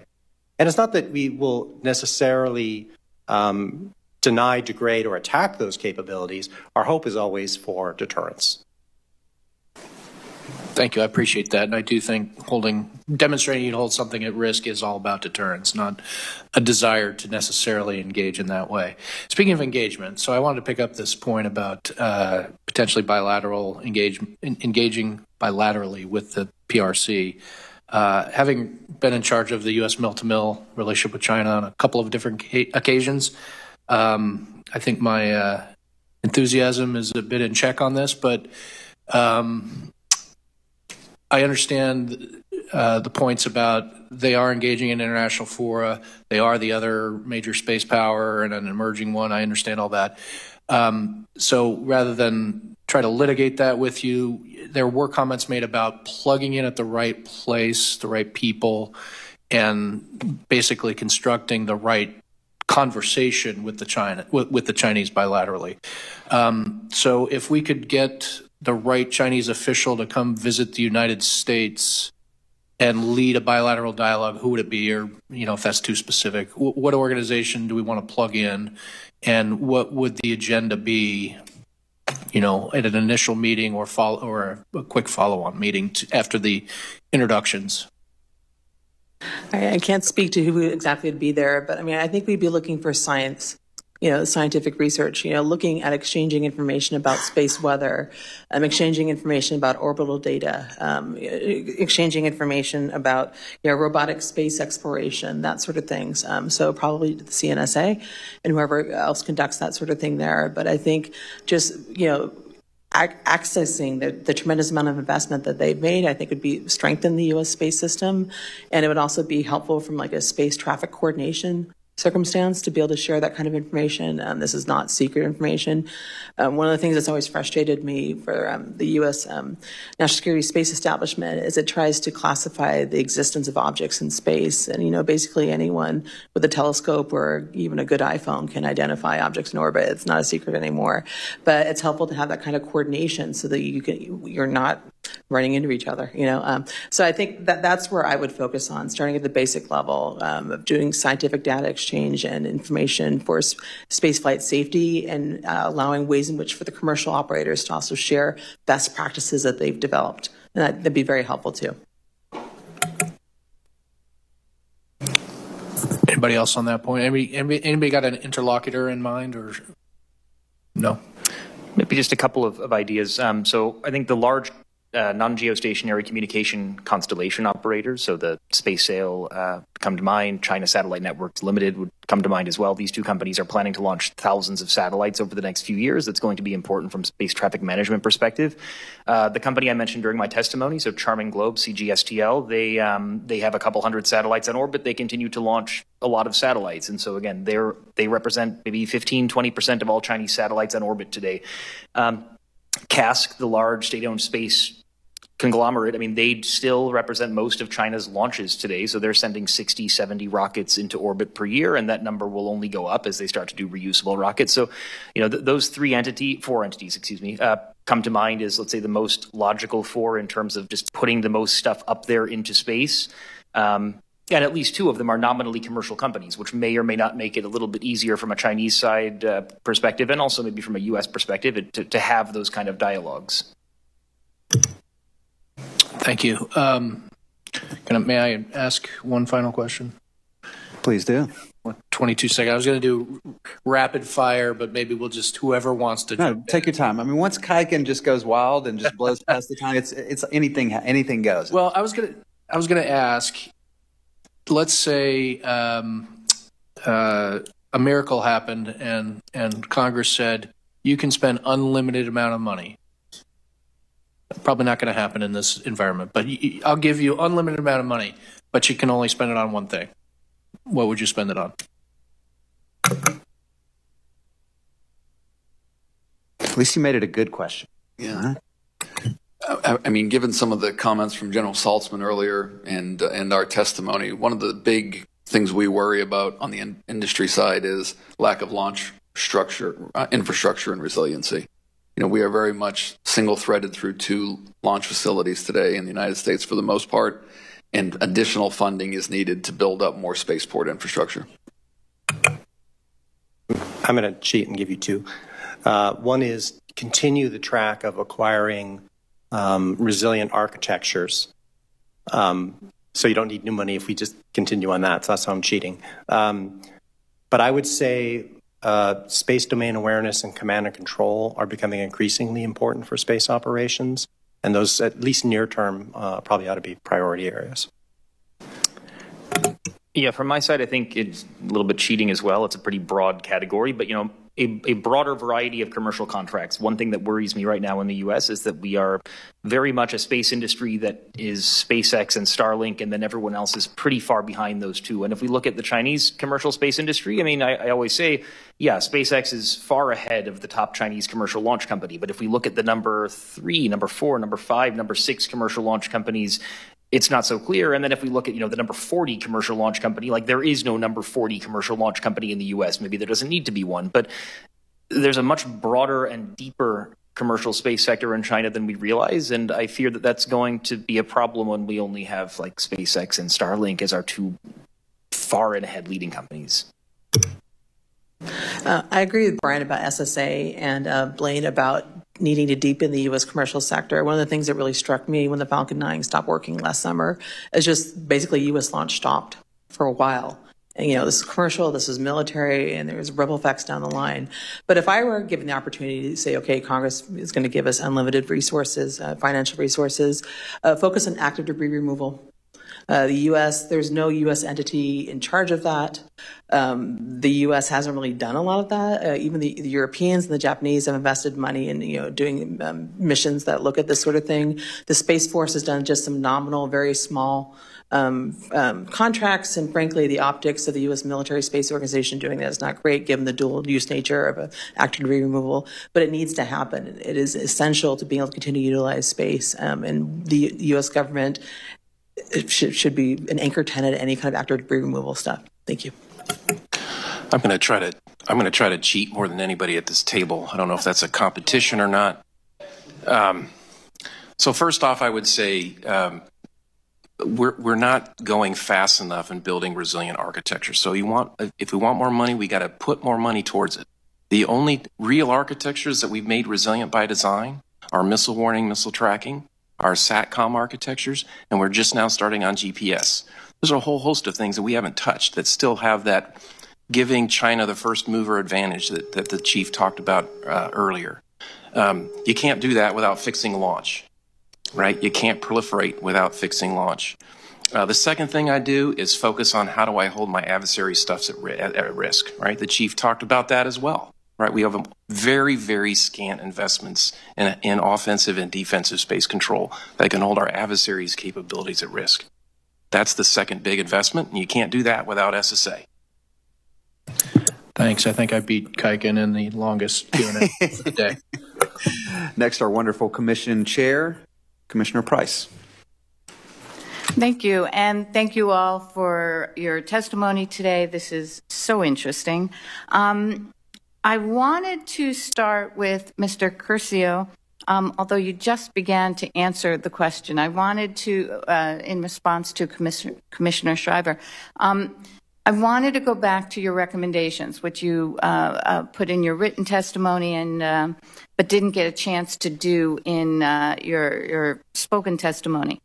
So the first question I was going to ask was for you to expand on the need for broader space industrial base, but you just did that. If you have anything else you want to add to that, that would be great. But I also want you to go back to your fourth recommendation about a more unified and better organized space strategy, what you would particularly see, and if you could talk about that for a moment. Sure. So, well, thank you very much for reading the written testimony. Good to know that you do. I don't have much to add on the need for a broader space industrial base. I think that's really the idea is that, yeah, we need more than just SpaceX and Starlink. We can't just be reliant on these two companies controlled by one person.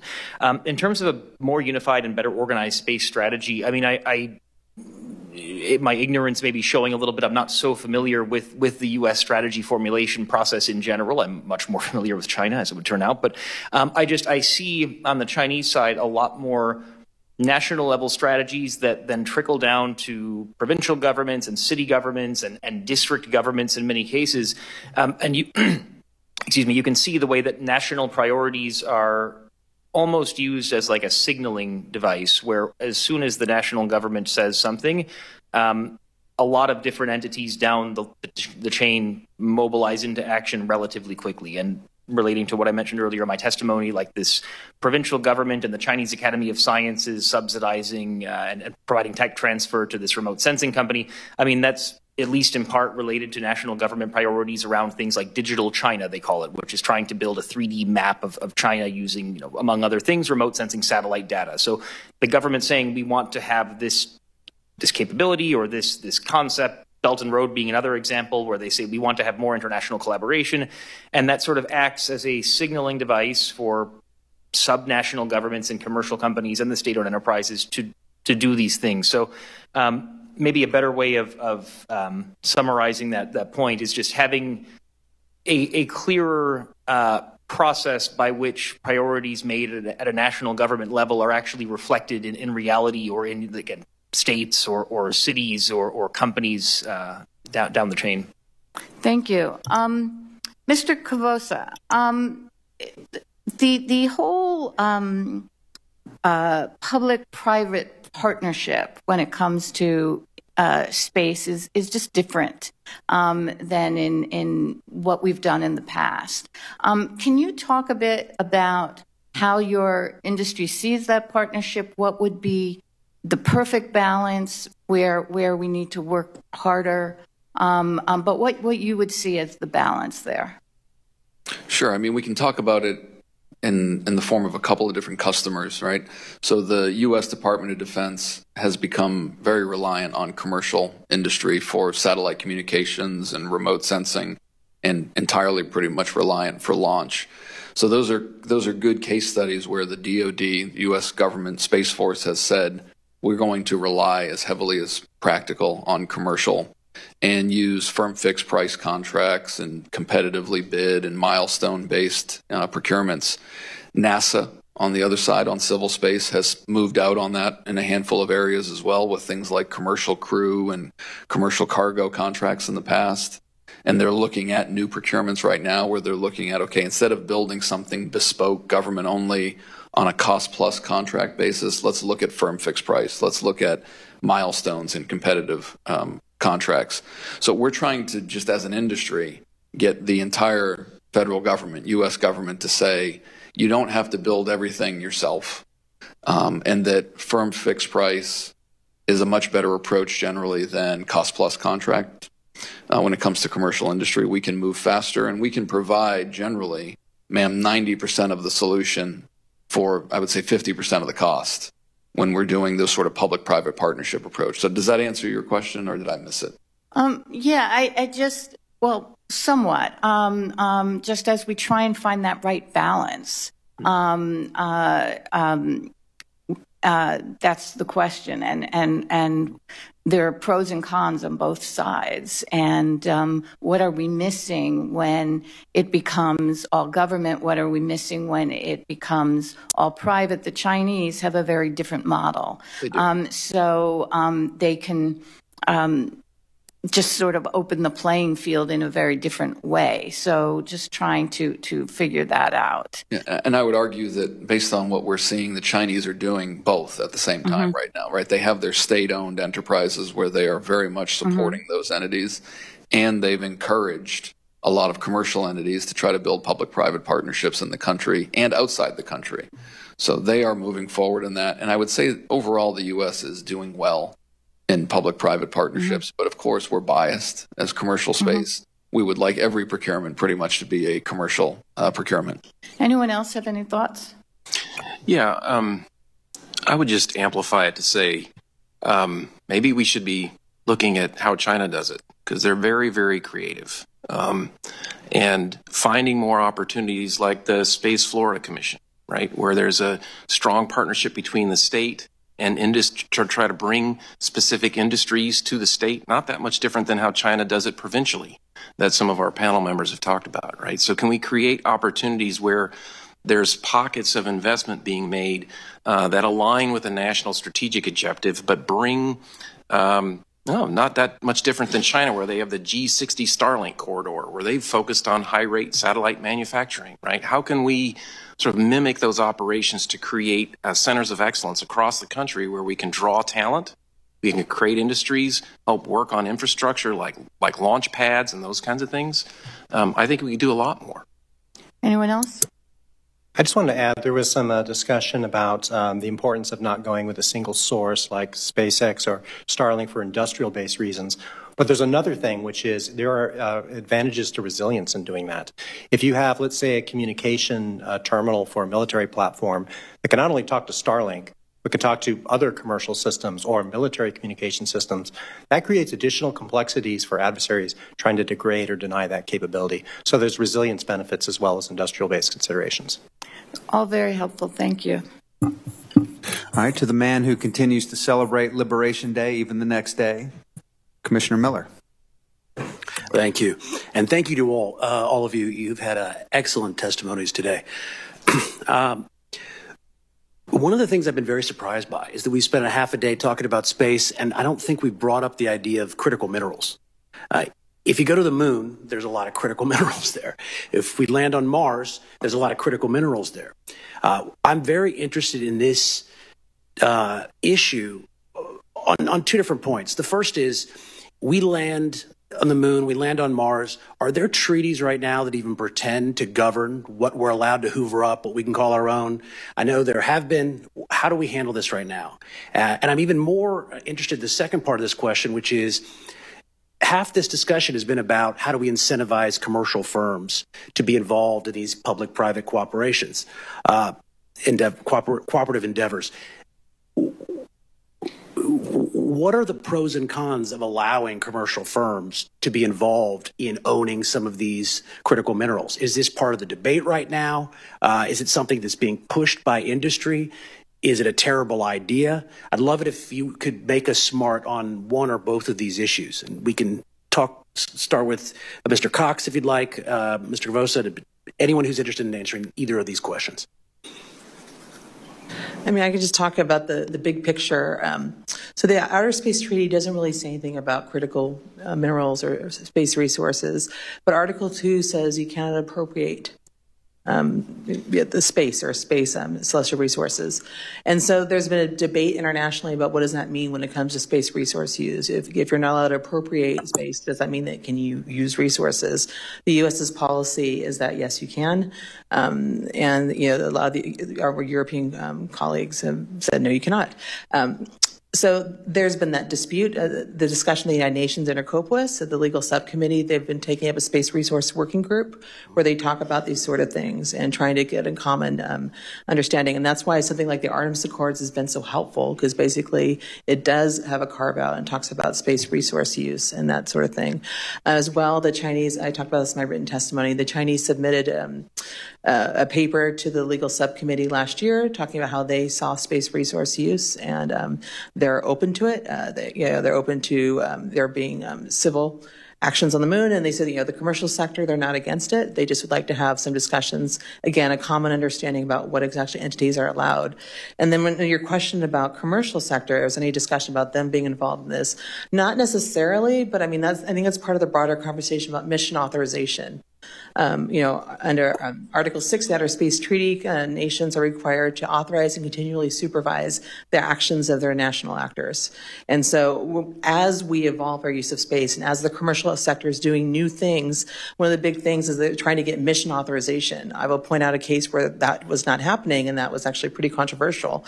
Last year, there was a U.S. commercial company, Astrobotic, was going to be going to the moon, and they were carrying a bunch of payloads with them. One of this included human cremated remains, and they were going to dump it on the moon. There are some people that found that offensive. The moon is a sacred place to some cultures, and they said, we do not want human remains there. And they said, well, hey, why isn't anyone taking care of that? Why did the U.S. government allow that? And there's no one authorized to do those kind of payloads. Right now, they're working on mission authorization. NASA doesn't have anything to say on that as a commercial sector. And so, the question is, if you're going to be having commercial companies being involved in using the space resource use, getting mission authorization clarified, who's in charge of monitoring that sort of thing and authorizing that, that's going to be key to allowing that to work. Thank you. Anyone else? I'll just add, sir, that critical resources, critical minerals, moon, Mars, asteroids, these are all things that are very much, I think, in play. I think in our lifetime we will see my member companies are very interested in this sort of thing. And it's sort of unsettled in international law, I think, on where folks stand on this. As Victoria said, in Europe it's viewed one way, in the United States it's viewed another. But during our lifetime, we will be seeing robots or landers on the moon, on Mars and other places, either using it for in situ resource utilization or with the hope, I'm sure, of bringing it back. And it's something that we all should be very focused on. If we don't do it, China will inevitably head down that path. So could I say it's the consensus judgment of many of you, if not all of you, that commercial firms being incentivized by getting some sort of share of these mineral deposits is something that's advisable, or is it deserving of more consideration? Trying to get an idea of this and not just where things are going, but where things should be going.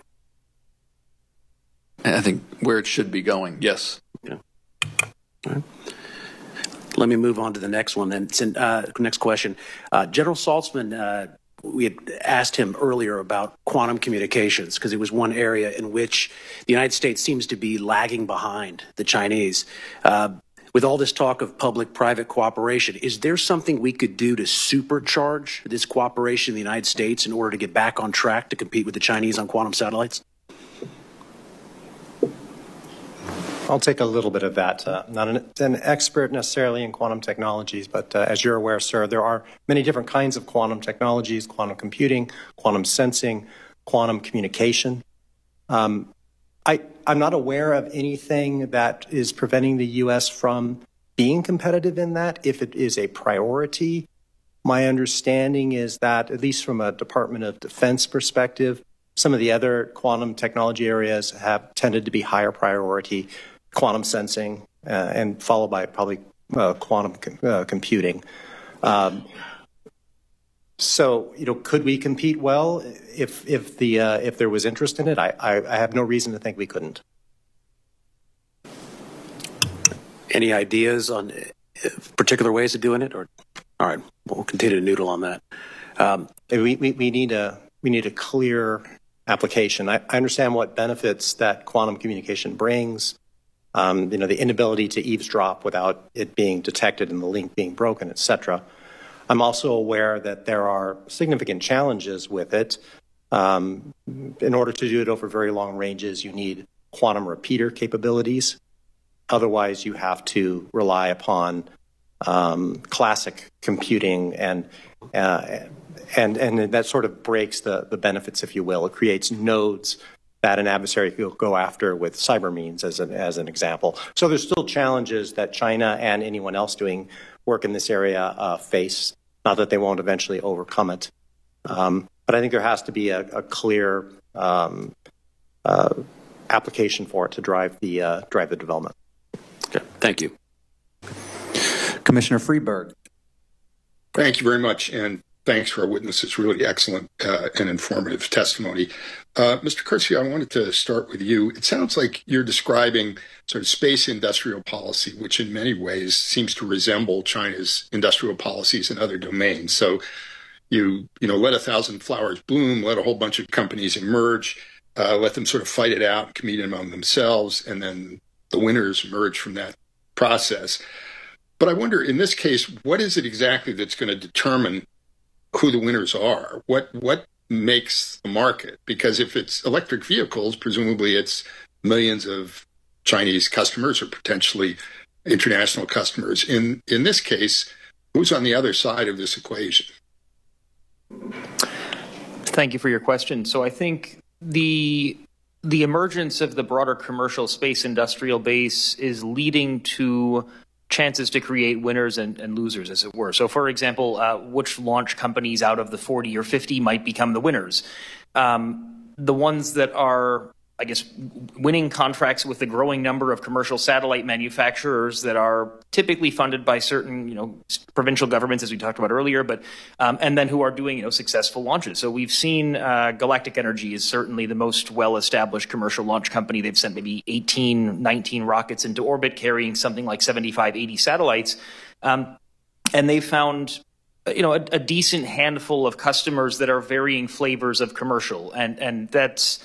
The same applies if you're a satellite operator, for example.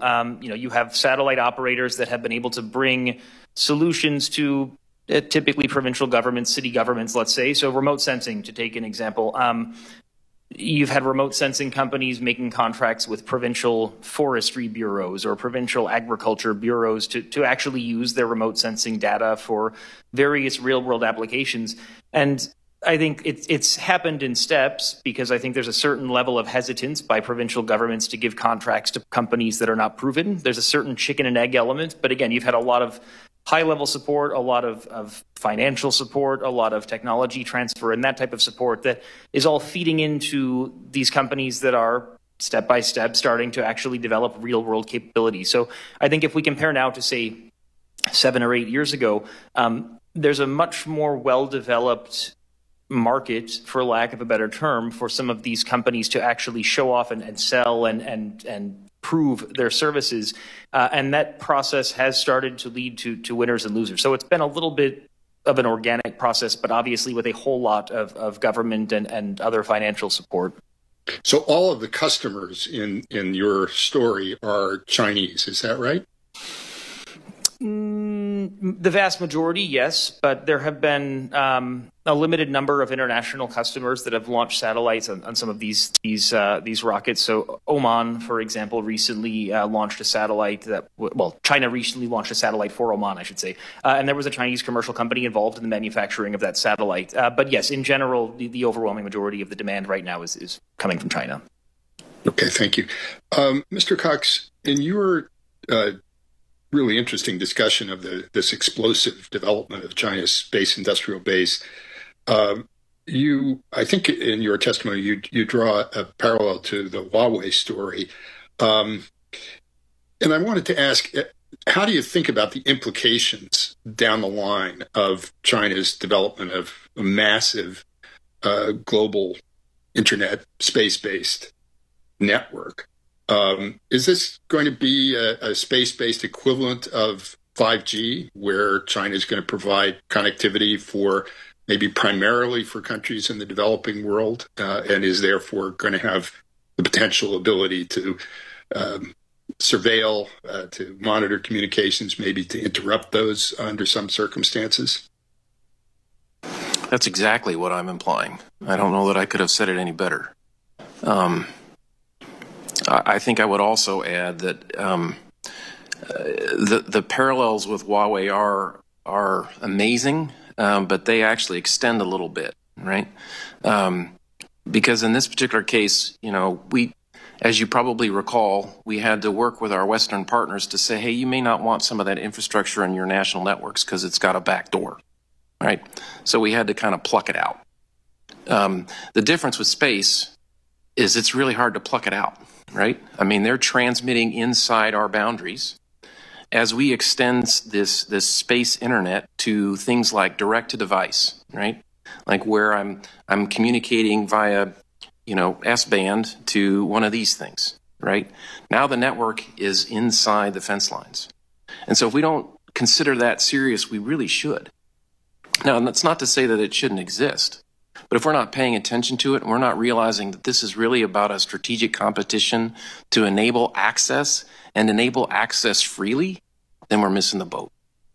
Do you have any estimate of what the additional coverage would be?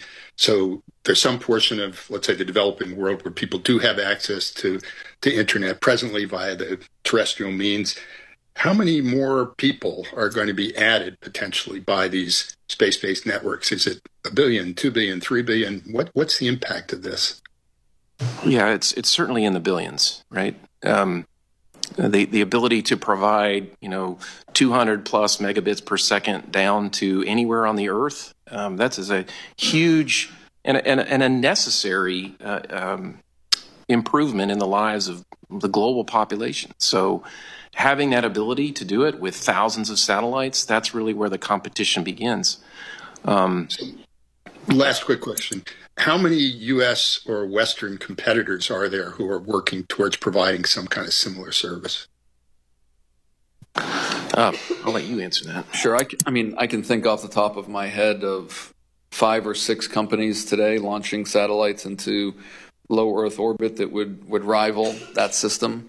And then in addition to that, sir, there are dozens of satellite communications providers in geostationary orbit that are already in the hundreds of satellites that cover the whole, Earth multiple times over. So there are many U.S. and European and Western providers today to compete.